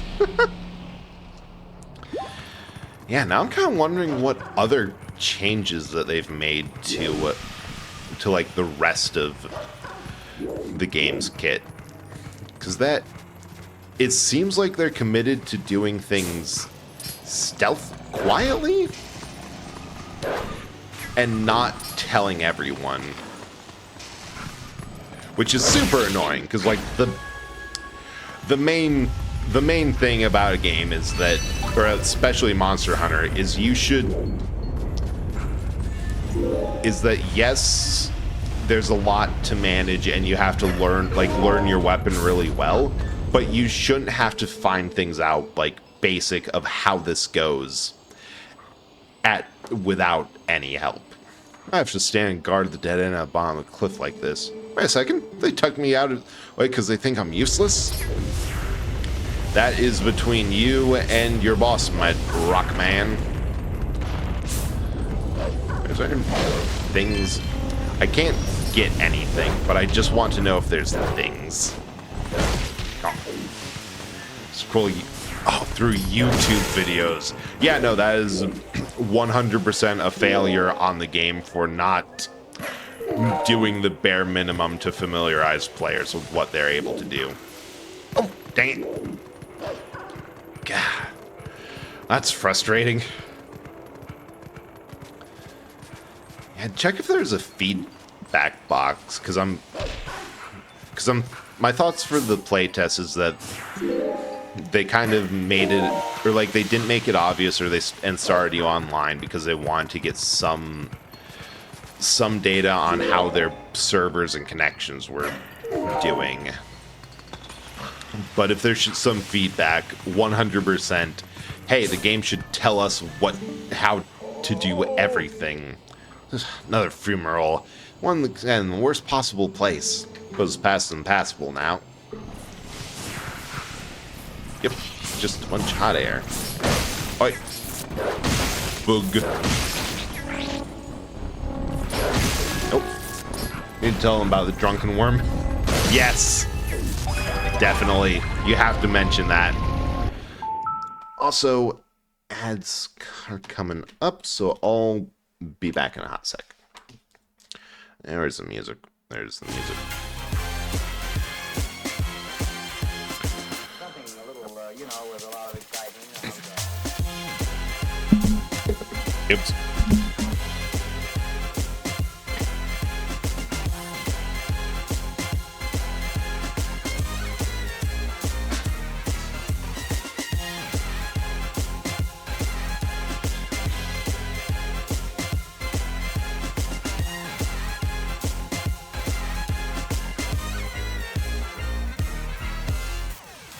Some story.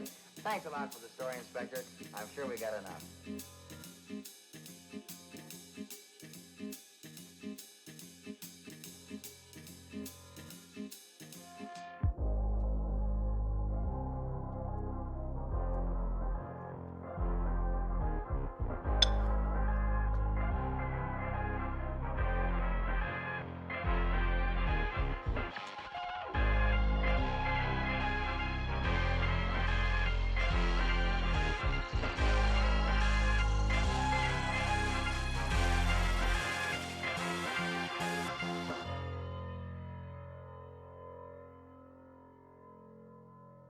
Yeah, Johnny, well, I guess it's time to put our songs away for another day and to say so long to all you nice people out there.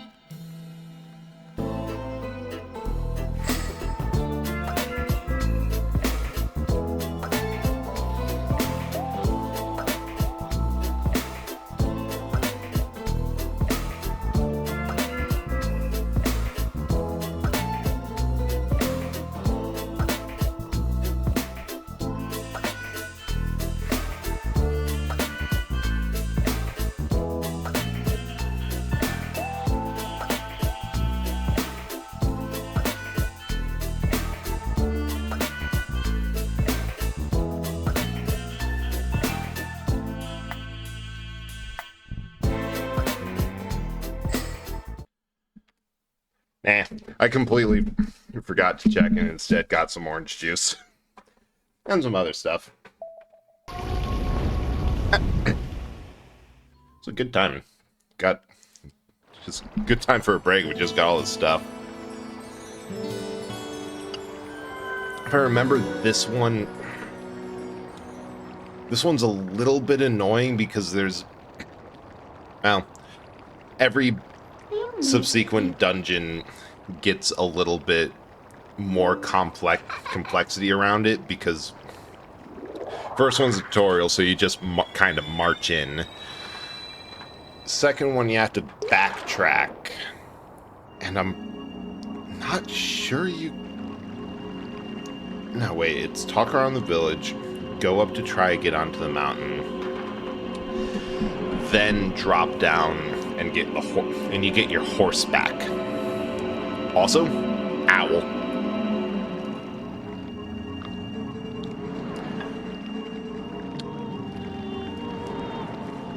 I also think that despite the regions appearing multiple times in games, like there's always... Ordon's a new one. There's always like Farron region, usually a rainforest now instead of just woods, which makes sense because Breath of the Wild, a special region of woods would be indistinguishable from like the rest of the game. There's Eldin and Lanayru. Don't think these animal motifs ever show back up. Like, especially because they're kind of mismatched. Because each region has like a god, goddess, or a piece of the Triforce associated with them. Like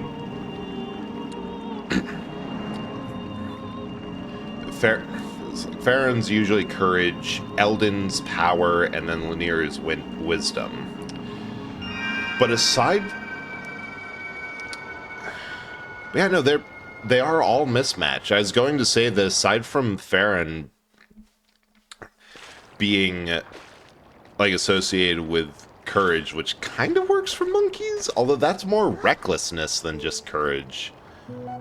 Like Link's from Ordonia, which doesn't even... God, weird baby.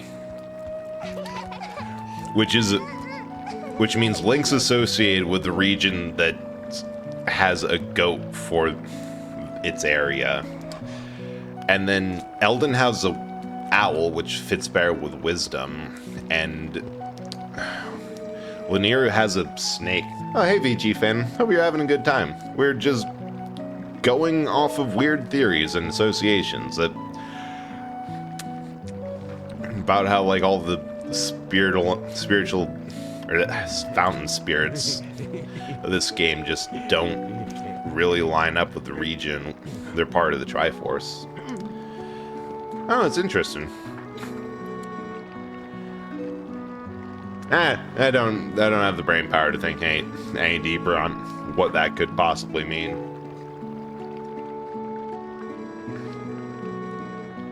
Other than they probably got theorists too mad and they're like, oh yeah, that wasn't worth the fans didn't latch on to these designs as much as we thought, so we're just going to not bring him back. Barnes may being oh yeah. Oh, for sure. 100%. Barnes has been the most useful NPC in this game.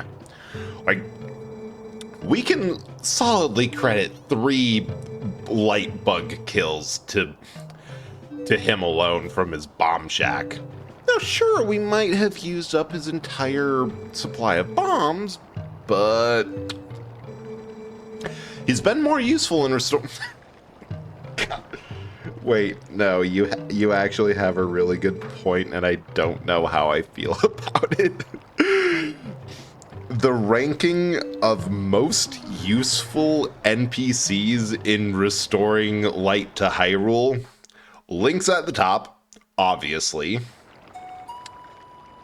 Then I would argue...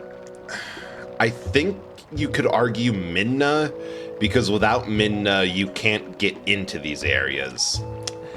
Then it's Barnes, because his bomb shack is responsible for blowing up three light bugs. And under Barnes, somehow, is Zelda. Because most of her contributions to the plot are after all the regions have already been liberated. She might not be trapped in a crystal this game, but she just can't catch a break.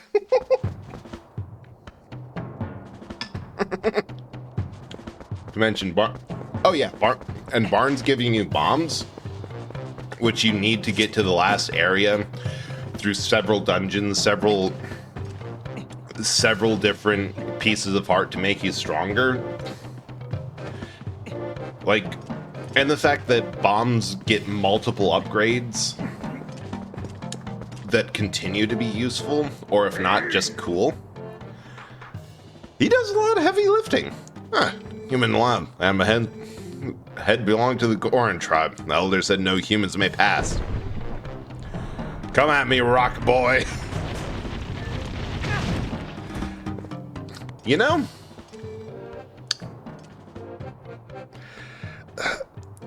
the hell does someone blow a bolt door halfway across Appalachia? Very carefully. Or if you will listen to what most people say about what's in the hills of Appalachia, wasn't human. Link fractured his spot. He might be holding a shard of pure courage, but he could really use a little bit of the Triforce of Wisdom. I remember something about some game, I think it was Wind Waker, about how Ganon had kind of matured and reflected on his failures in Ocarina, and instead of being solely focused on just power and courage kind of coming naturally with that, also reflected on his failures, which took a bit of courage to admit, yeah, I kind of fucked that up, and got to a point of wisdom where he could actually use all three bits. Oh yeah, no, it kind of makes sense about how to effectively use anything involving the Triforce. You need all pieces of it. And yeah, non-Twilight Princess, Link definitely needs a little bit more of the wisdom side. Well, he learned there. It just took a multi-ton rock man to crush his spine to realize, I should get out of the way of this horse.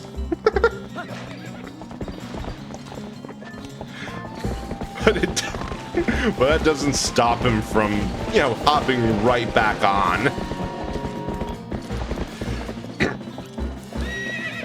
God, this is the worst horse breaking I've ever seen. There we go. This reminds me of this week going around about people. If you can kill any demonic, unknowable ancient enemy with enough gun, just been like, the last sealed ancient enemy versus gun I saw was Toy Maker and Doctor Who, and they were absolutely a non-threat. Yeah, blame Borderlands for that. We are going to aid up your path.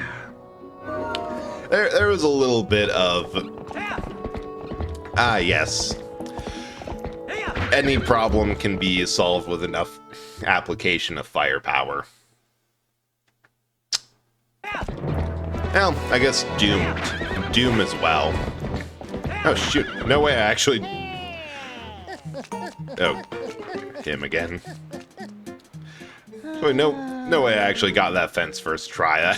That usually causes a problem. He just hummed the dun, dun, dun, dun, the item get. Alright. So happy to meet you, spend a bit of time with you. Planning a trip to a new location, just so you know. We continue your journeys, we might see each other again. So take care of yourself. Yes, didn't have a chance to tell you this last time, but son, I'll introduce you if we meet again. He's a good boy, he can help you like an item, so be nice. So weird. Look, it's Mr. McFeely. I'm entirely wrong. And see what guy pops into the unit military base just to do a full dance number, jumping around, and just casually warps reality to make guns shoot confetti, and the soldiers run up to him after the doctor screams don't, are immediately killed by turning into bouncy balls. Ugh. Yeah, that's that could have gone better. Okay, I thought there was a bug. Nah, I'm thinking of something else. I vaguely remember where a bunch of the golden bugs for that collection side quest that gets you bigger and better wallets are. I just don't remember which one. Oh, I was going to the one that's available at night. Hey, what am I doing? Yes, your guns. Yeah, that would be a bit of a problem to do a thing. Should we just... Oh, yeah. Yeah, that was a puzzle solve theme. Yeah, it's kind of hard to hear. Close enough. Well, if you want to see a good depiction of guns versus big scary thing, definitely check out Stargate. Like, SG-1 holds up, and that is... I find it hilarious because, like, the usual trope is Earth guns and weapons and technology don't do shit. However, the fun thing about Stargate is that I know I've mentioned this before, probably about Stargate, that the US military, just to get some free propaganda out of stuff, will back literally any sort of, like, any show or movie that needs their equipment, like either soldiers, weapons, planes, vehicles. They will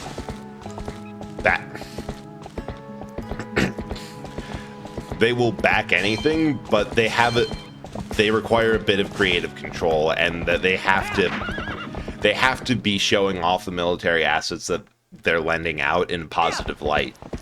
So you get things like Stargate, which essentially solves it by pointing out the inherent bad, questionable designs of alien weapons.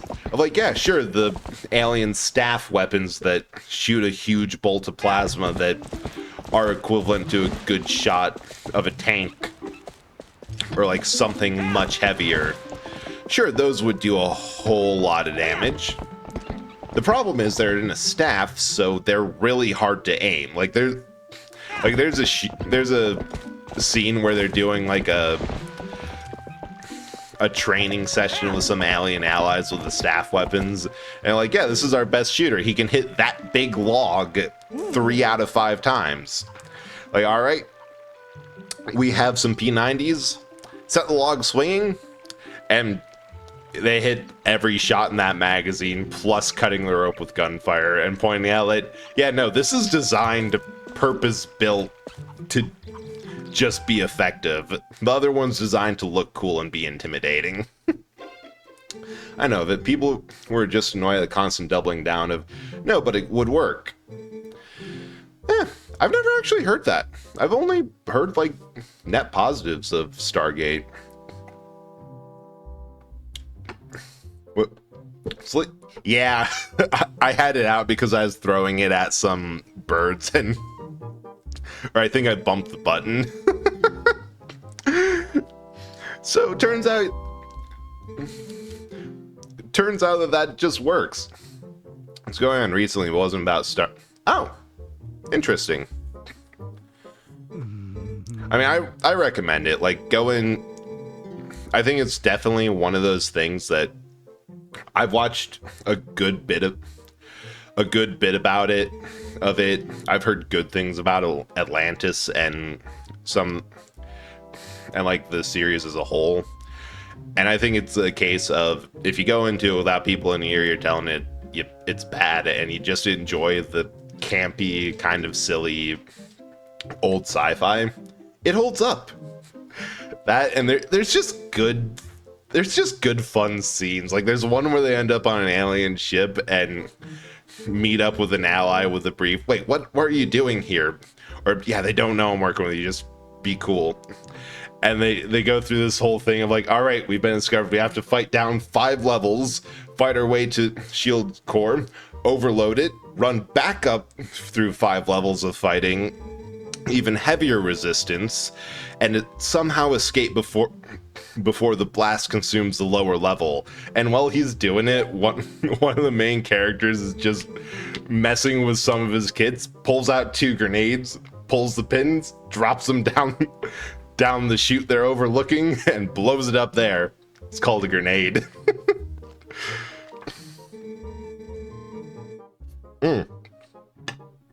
Also, it is a crying shame that sumo wrestling has not appeared in any more Legend of Zelda games. Because actually, it's my biggest complaint about this game is it does so many interesting things. Like, there's so many cool things that it does. Nope. But it only does them once. That even if they just had a mini game or like a mini tournament for a piece of heart or something, it would be cool that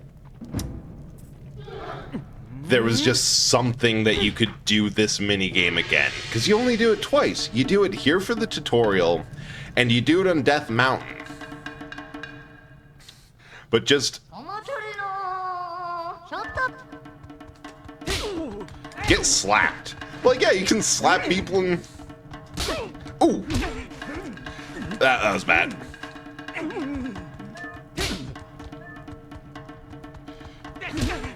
Yeah, but this is not a good showing. Okay, new plan. Just slap him, keep pushing. Oh, or I could just match A to win. Remind me how people keep talking about proper martial arts. I'm like, you know, it goes out of the window once superhumans are evolved. I might have touched on when ranking Digimons. I know the one guy who teleports ability is a massive pain in the ass, and they merely fight with him. Yeah, that's the thing. When once you get up to like anything comic book levels of stuff. All right. Oh.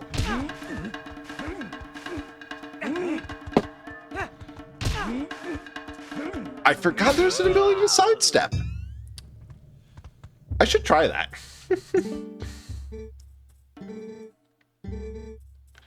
Grab, break loose. Yeah. But yeah, like, professional martial arts are good against a similar level, but... Wait, how did he do that? Ah! You knew what I do, always grab... Yeah, the always grab works best. It's just that I kind of... Strike... Foe tries to sidestep.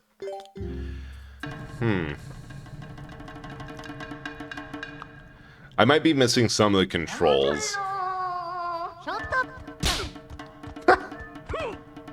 Oh!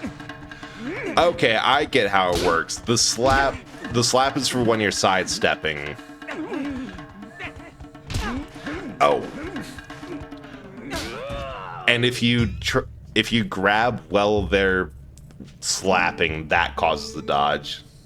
Saying it doesn't slack. That was awful.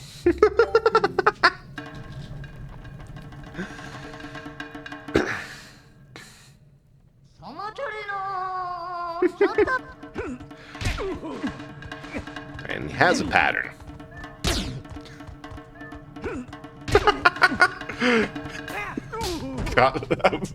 Yeah, that was pretty funny. Duck, slap each other, duck again.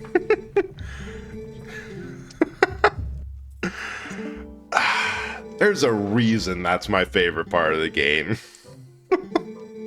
Being the Gorons locked away in that chest. Just take it with you, lad. Like, all of that. He cheated. That's how he won. He just cheated. I'm not even sure how that would work. Because it's so much... Oh. That's terrifying. Hey, Pizza, how do you think a 3-on-1 sumo wrestle versus superhumans would work? I think that's a martial arts that if you get enough of them in one room, that would do some damage. Just...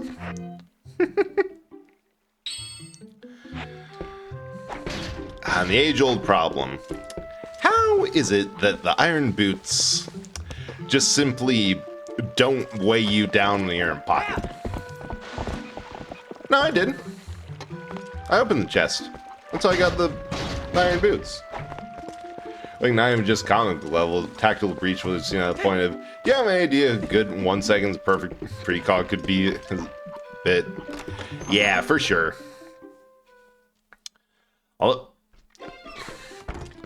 Yeah, like just a little bit. Oh yeah, no, randomizer would definitely do that to you. I did a Wind Waker randomizer, and that was a frustrating endeavor at points, because I got the Master Sword in the first chest. And, like, first chest of the game had the Master Sword in it, underneath Link's house. Then I couldn't find... The biggest problem was I couldn't find the 3 pearls I needed for Tower of the Gods. And just went downhill from there. Yeah, in a combat scenario for sure. Like, just a little bit... Because, like, just because it's a useful analogy, a round of combat in D&D is 6 seconds.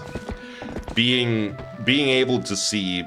And that's, like, everyone taking their turn from a one-on-one combat to a 500-person mass melee. Everyone taking their turn at once in the 6 seconds, that 1 second precog could be useful and easily flavored as, hey, DM, what you doing? Yes, Tara.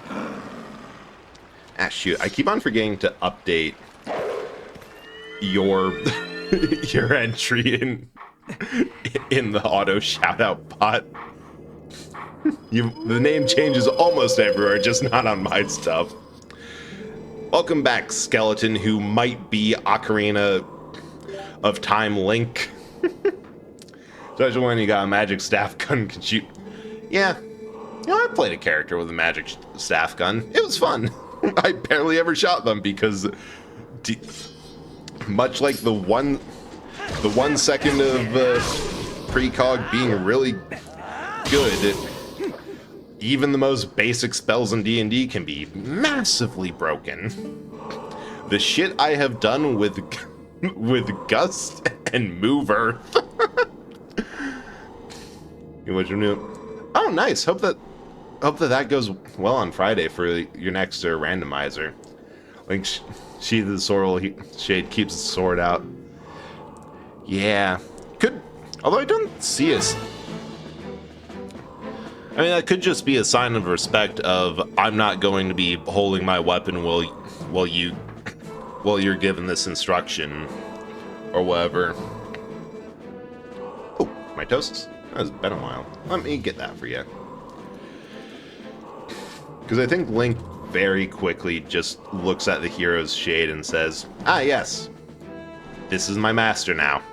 I will follow his words implicitly. Thrust the nun.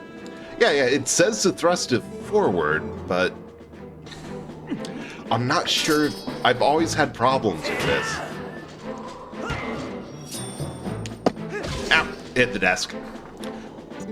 Yeah, I looked for the controller condoms earlier, and I could not find one at all. Title breach was mostly speak of the power of... I want to throw this...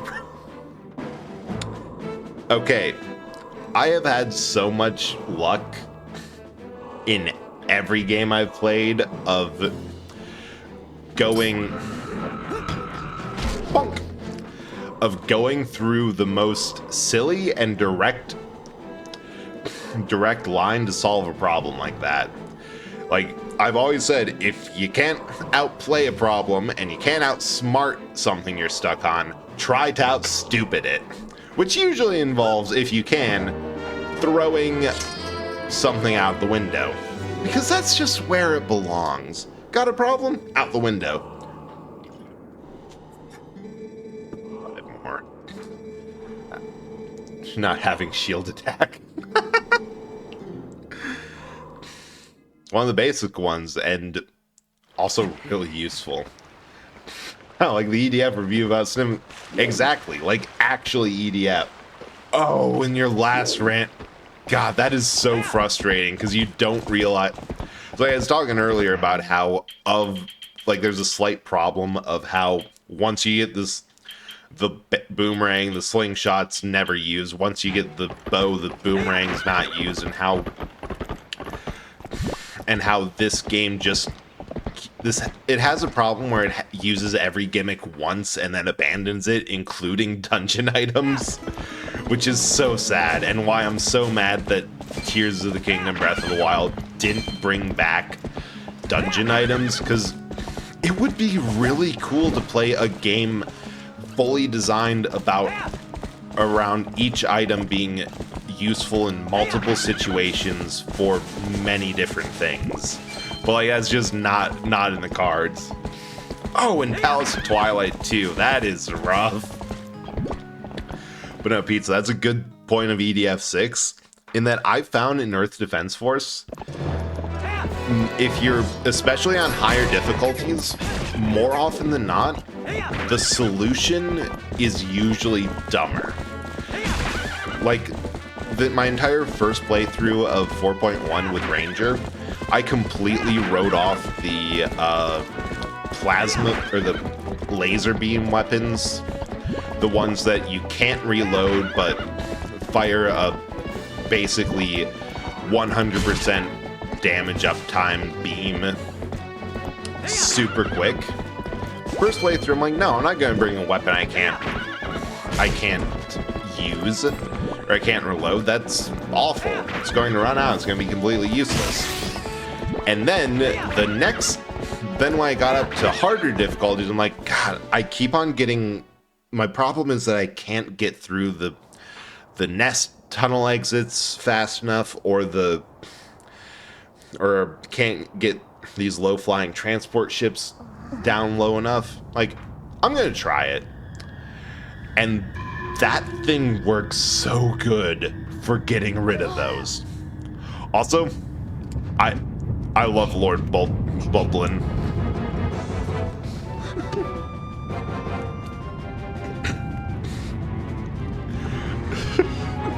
Mostly because you get to joust him again and again, and every solution involves...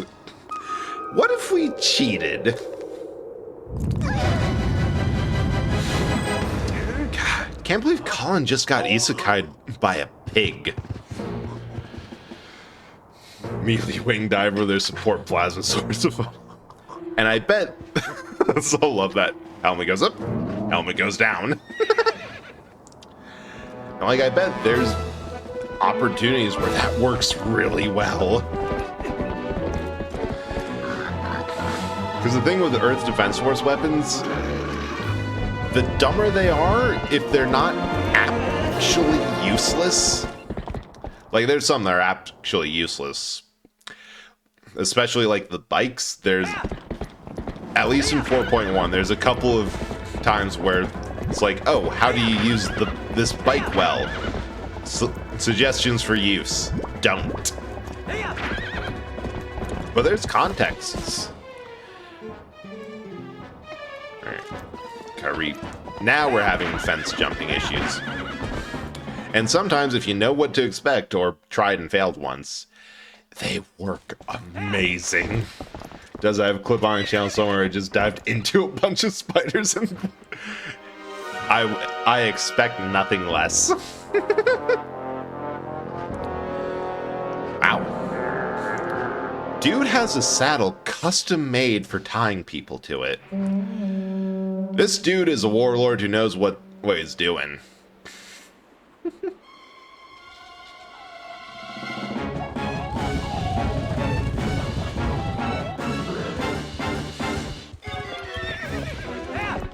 Also, I have no idea what I don't really know what the play for them here is, of like,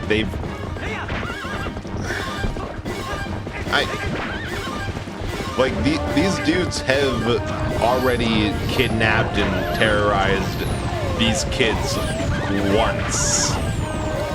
I'm not entirely sure why they need to do it a second time, or if they were like trying to deliver them to Ganon, Zant, whatever.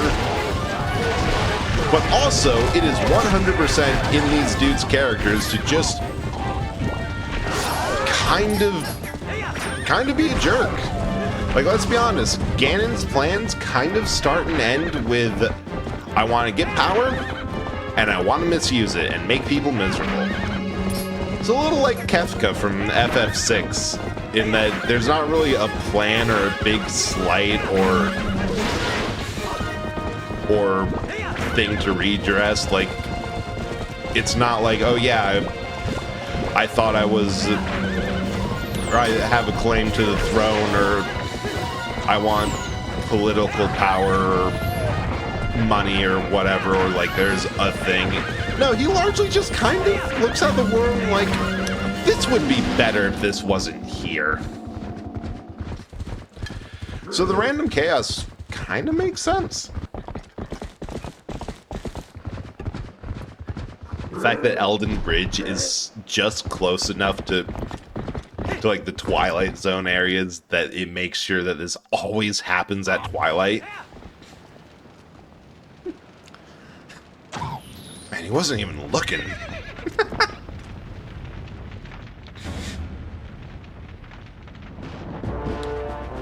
Let us joust.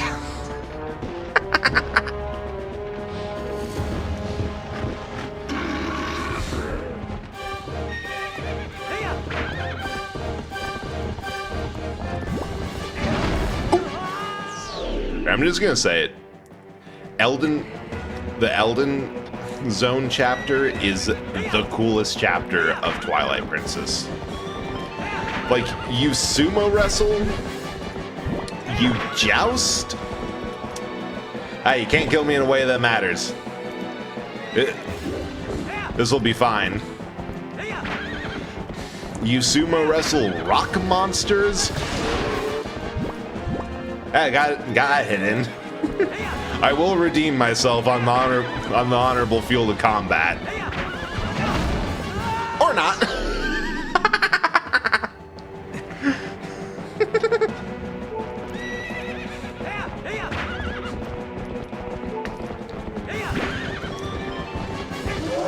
There we go.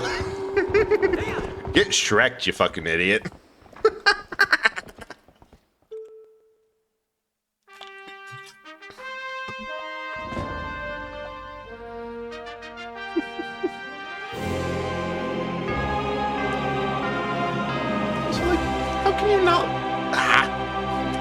This chapter is so cool. Just like, yes, let's make the coolest things possible happen. Is everyone okay?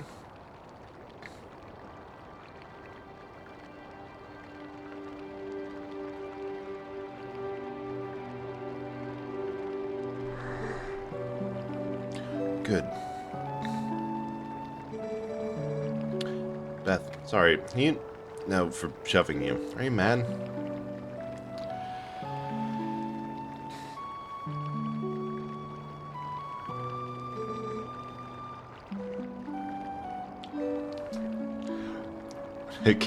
Imagine this game on one-hit KO. Ugh. This my 8-round double barrel cryo shotgun. Still have that one. I can't tell if that's Borderlands or EDF, but I love both. Yeah, you'd have to... I don't know. I think one-hit KO would be possible. It'd be difficult. But... oh, it'd certainly save you time from looking for piece of heart upgrades. You definitely have to focus on dodging. Doubly so... no, it'd be really possible if that privilege was given both ways, if everything died to one hit. Because then once you got the bow, you'd have an easier time if you could keep your your arrow capacity up. But you definitely have to use the shield, because fortunately blocking stops all damage. Doesn't reduce. Dude, I gotta look up damage with speed. I feel like with enough... ooh, Kakariko theme.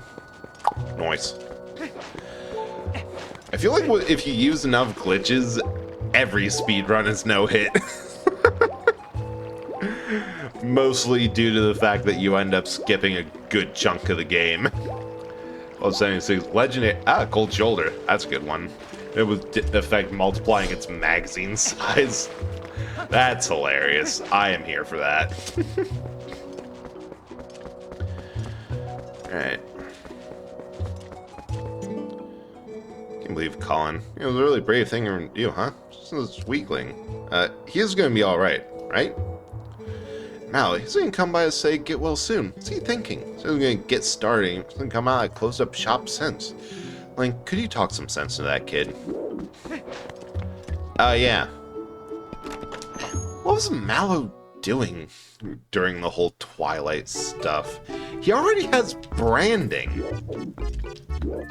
Ooh. Huh? Hey, you can look at stuff, but don't you dare just take things.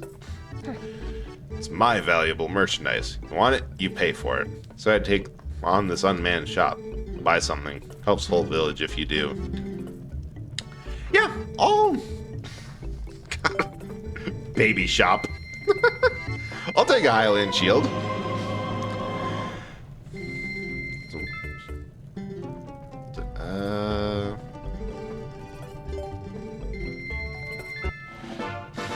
May as well. The annoying thing is that I'm kind of at a part of the game where the milk still does a whole lot of, like, one bottle of milk will just heal me completely. But I guess we're more or less far enough along that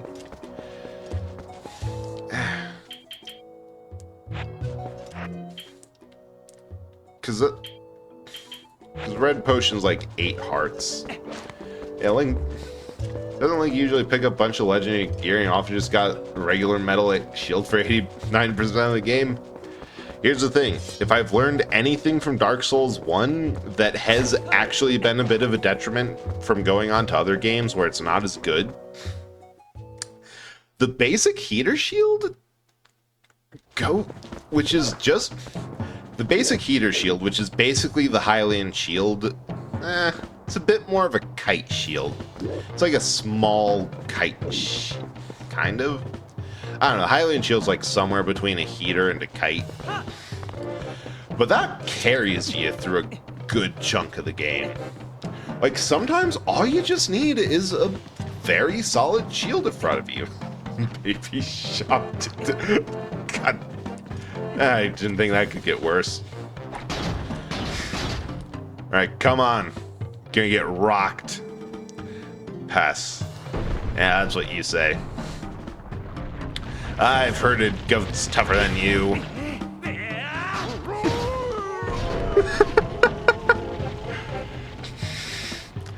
I just imagine Renato, the village chief, is has taken advantage about what's about to happen and has preemptively gone to the entrance of Death Mountain or is already there. And every time a Goron gets down there, just kind of coaches them through the process of understanding what just happened and how they just got thrown by a twink.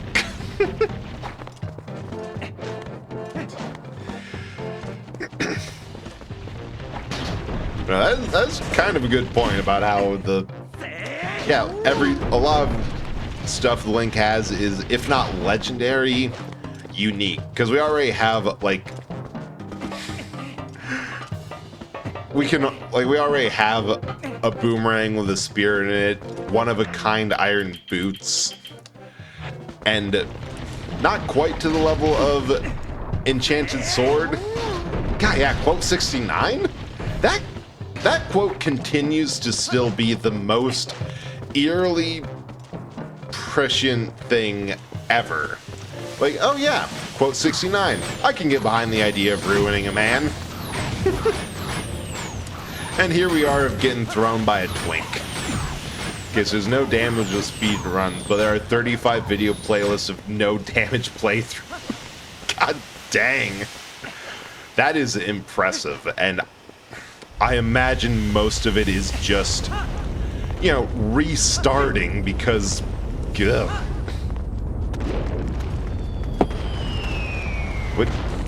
Which one I've already forgotten. Quote number 2, boy or girl? Sir, I am bred.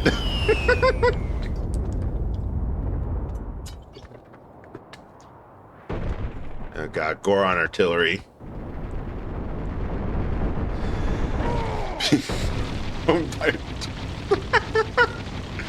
Ow. Wow. I'm going to try my hardest to remember to come back after this stream and find the context.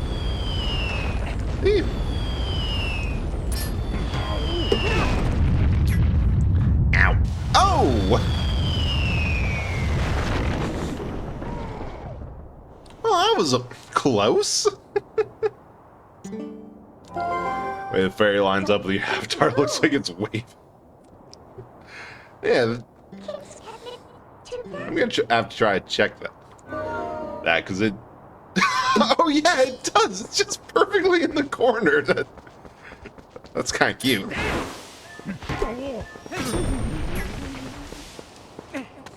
Alright, launch me.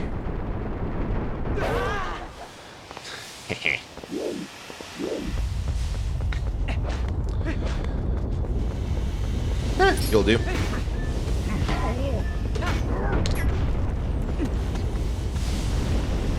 Now I said launch me, there was an A in there. Ooh, that was close. Excuse me.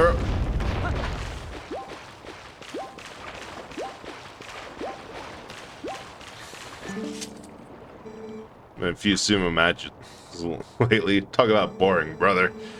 Suppose it's because young Gorons these days have no interest in the old arts of sumo. Or powerhouse Gore Koron's an elder. It's not much we can do, brother. Wait. I eat rocks, I'll be fine. Wait a second. Do Gorons talk like space marines? They might. Greetings, brother. Your hot spring souvenir. Arrows. Yeah. Oh shoot! Oh shoot! Oh shoot! I have no idea what that could be. It could easily be the EDF stream.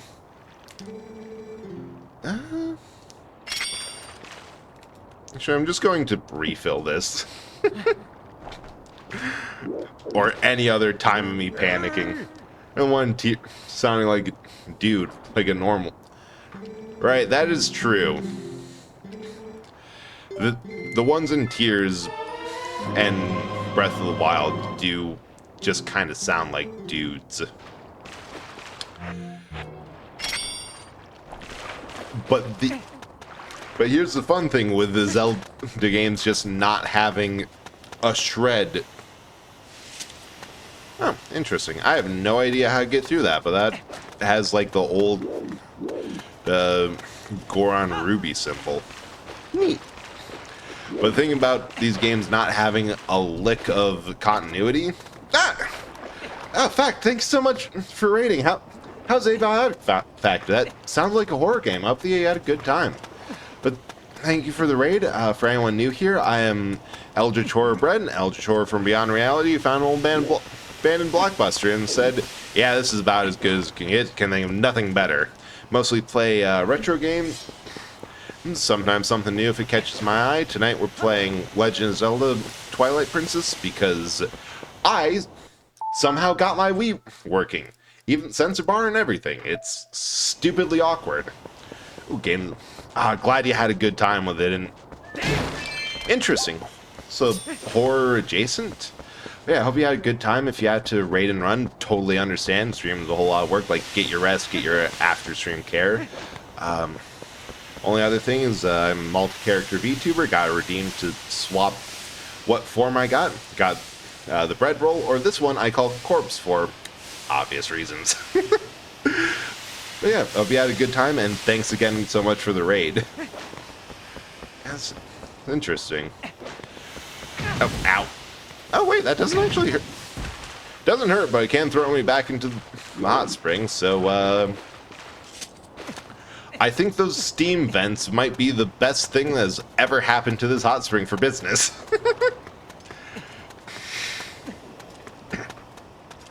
Ugh. Hey, dude.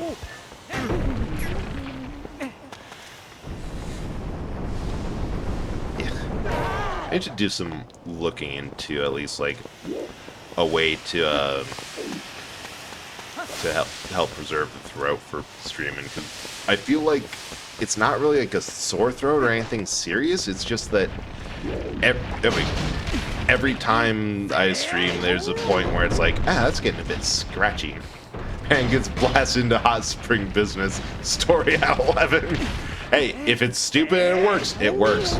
Now, speaking of old stuff, one of my friend managed to get Parasite Eve. Oh, I don't know if people were playing it off of like old hardware, like an emulator, or if there's a remake. But I've seen some people play Parasite Eve, and that game's a trip. Not played, but the intro is wild when counting A is still just pulling a gun out. She brought it to the opera in a dress, and the girls setting literally everyone on fire. Hey, in all fairness, if I was at an opera and I happened to have a piece, because you don't know what's going to happen at an opera, and someone was setting people on fire with their mind, I would try anything. Like, it's worth a shot. Like, worst case, it's going to be the same thing. Okay, so that makes sense. It seemed like one of those games that just didn't have re-up. Link, I can take 6 Gorons at once. In a fight. Yeah, of course, in a fight. I'm prepared to throw down with 6 Gorons at the same time. Young one, such an imposing enemy that you must all gang up on him? Think not, little brothers. I'm telling you, between the size, the imposingness, and like the voice mumbling, I unfortunately am headcanon these iteration of Gorons as speaking like space marines. I'm Goron Elder, little human, called Goron. Because of certain circumstances, I must leave the Goron tribe in place of Darbus, our tribal patriarch. Yeah, and they even have patriarchs. These guys are rock marines. Tell me, little human, do you come from the village below? You've done well to come this far. You are strong for a human. However, the mines beyond here are sacred to my tribe. Outsiders are not allowed, unless... Didn't everyone Goron sounded like...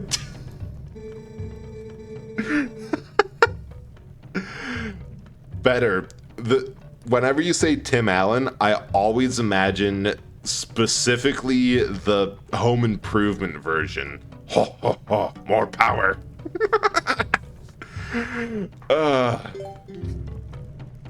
That is perfect. Welcome in, Grim. Thank you so much for writing in. Appreciate that. Hope you're having a good night.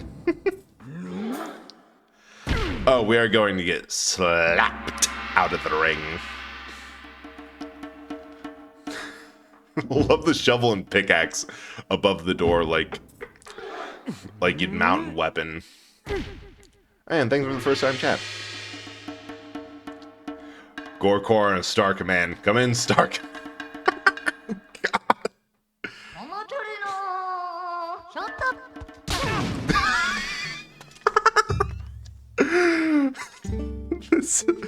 This happens every time. I always forget that you should... I think you can do it first time if you have the iron boots on when you walk in, but I always forget that and get slapped out. Can food raid happen? Hell yeah, that's priorities.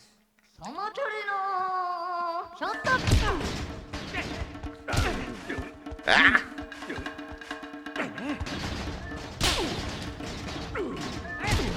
Oh, sweet! That actually worked! That didn't work! I didn't mean to turn!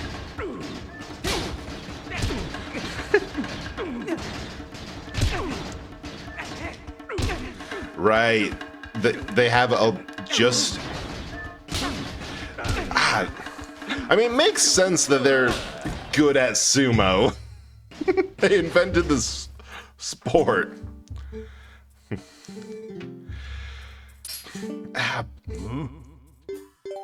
Okay, maybe the reason they didn't put more sumo in the game is because the players are probably sick of it from the start. Right, I think he goes for a lunge. Nope.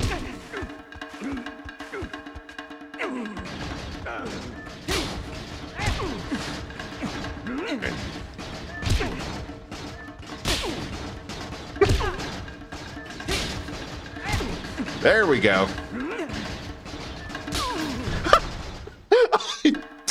I bitch slapped that rock monster out of the ring.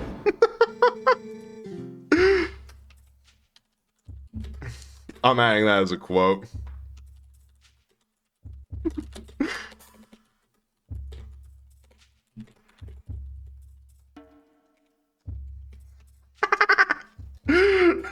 It's on the ground.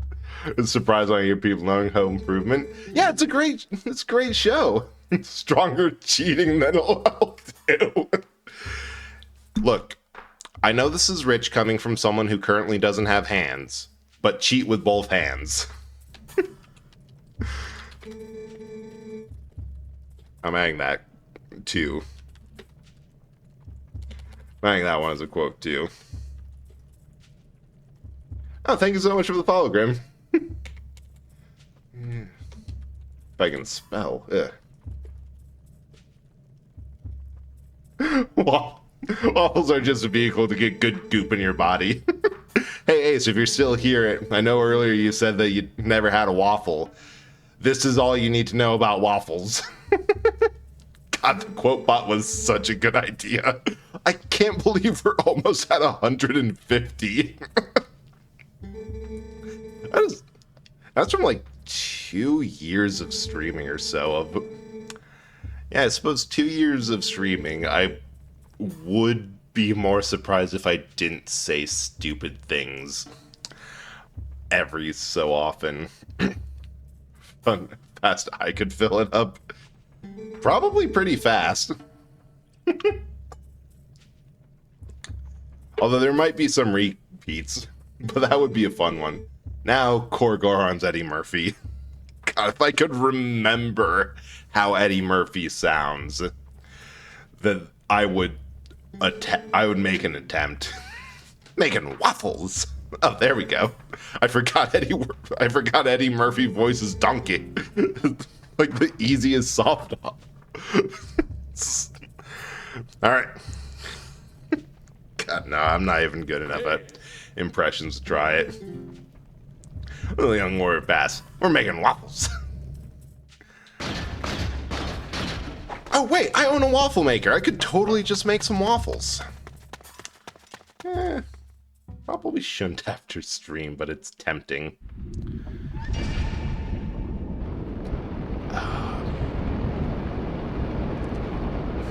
Should I have some? If they can find them, they can have them. I've hidden them in one place. Or however that intro goes. Also, coolest incarnation of Goron Mines. Just have to make the waffle mix, which isn't hard. It's a case of I think I have everything on hand. The other thing is, do I want to spend a long ass time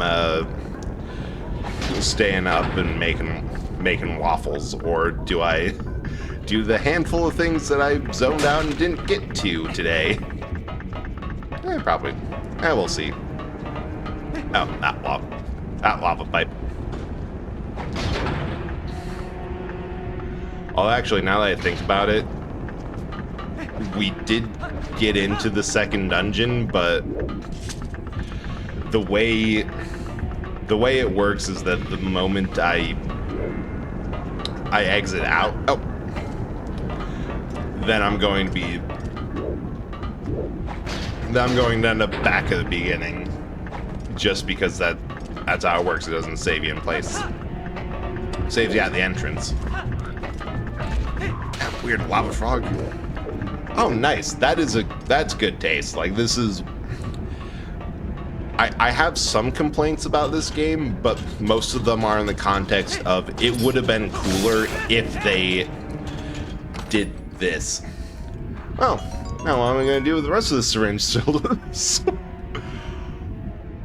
What? Oh! Chibi Robo! I know exactly what...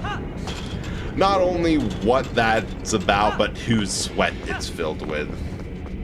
Yeah, like the darker atmosphere, I think it might have gotten panned for it a bit, but it's nice. I kind of like it. I understand why they went for it went for a lighter one in Breath of the Wild. Like, they kind of went for a midpoint between either Adult Link or Ocarina and this game to Toon Link, and it being Nintendo, they probably were better with... Oh, come on! Jump to the platform, Link. They probably had more immediate expertise and resources to make a cel-shaded game, but I really love the atmosphere. Typical fiction, everyone's ability to stand near lava without issue. Convection, conschmection, doesn't matter. It's fine.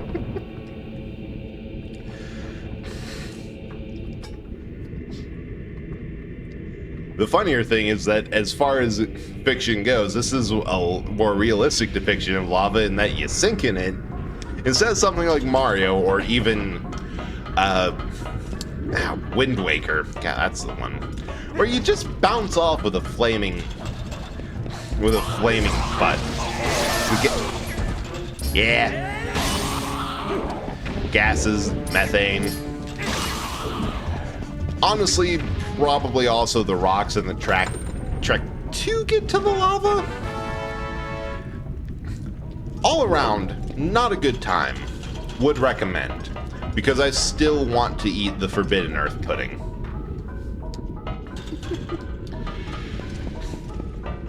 Sulfur dioxide. That's fine. Okay, I have to wonder what these things do and why they exist in an industrial setting. Well, oh, for sure. Like, that is 100% a stylistic choice that if you had, like... Oh, shoot. The guardrails actually guard. Like, if you have... I keep on failing to jump... of this style slow sync in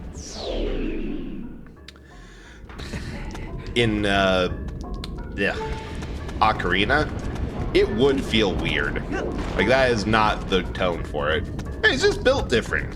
Hero stuff. Keep failing to jump into... Yeah. Don't ask how it's possible, but with me, you will reach levels of face palming that you did not know possible.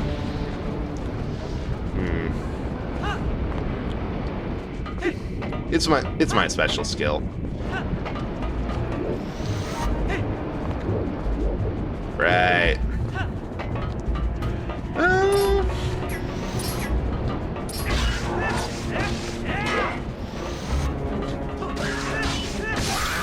Good enough. Like, sometimes you have to show some... You on missing facepalm like you just missed jumping in the lava? Yeah, more or less. If Winker Link knew how to take advantage of his built different, silly, cartoony boy situation. Here's the thing. I think he actually is unstoppable. Because aside from the fact that he is once got flung from one of the triangle islands over, I think, like 2 kilometers, it's like each square's 2,000 something by 2,000, into the side of a stone structure, and is not even missing a heart afterwards. Like, there's a reason Wind Waker Link is the only Link to have ever not been destined for any hero stuff, but then just basically said, nah, screw that. I am going to be heroing, whether you like it or not. But I think, speaking of all that, now is probably the time to end stream. We're getting on about the bit past the 3-hour mark, and throat is feeling it. Yeah. I can't tell if that's a... Oh, thank you so much for following, VG fan. Really appreciate that. Glad you had a good time. Also, Tara, I cannot tell if that is a yes, go rest, or a how dare. Probably both. My friend's gone on so young. Yeah, works perfectly. We are right in time for the 10 o'clock shift of streamers. Okay, first we'll fight the family dog, then we'll break a marriage. Also, that is also a Chibi Robo quote. Because maybe there is 100%. There's a very good chance that I will actually just forget about anything. Like, I kind of have it as a unofficial, or like a soft rule of don't ask me for anything on stream, because I do not guarantee that I will remember the next moment. I don't think I'd be I don't think I'd be a VTuber who didn't leave Chili on Laffy's door. Me too. That is a favorite story. The door Chili. All right, so let's see who's on and if anyone is playing anything close to it. Huh. Oh. Wait, this is perfect.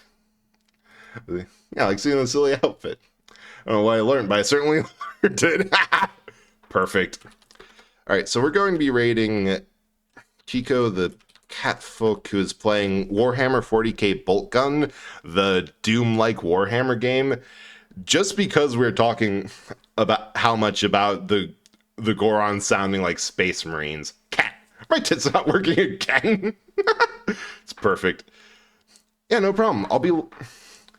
glad everyone came in. Thank you for all the raids and people who stuck around. Really appreciate that. I'll be alive next Thursday with some of the new Mario Party Jamboree. I had other plans, realized they were 100% not feasible, and then I just got a text from Professor Fang, like, hey, you know how we did Mario Party last week? What if we did it again? So we're doing it again. That's going to be fun. Yeah, see you around and have a nice night. Bye.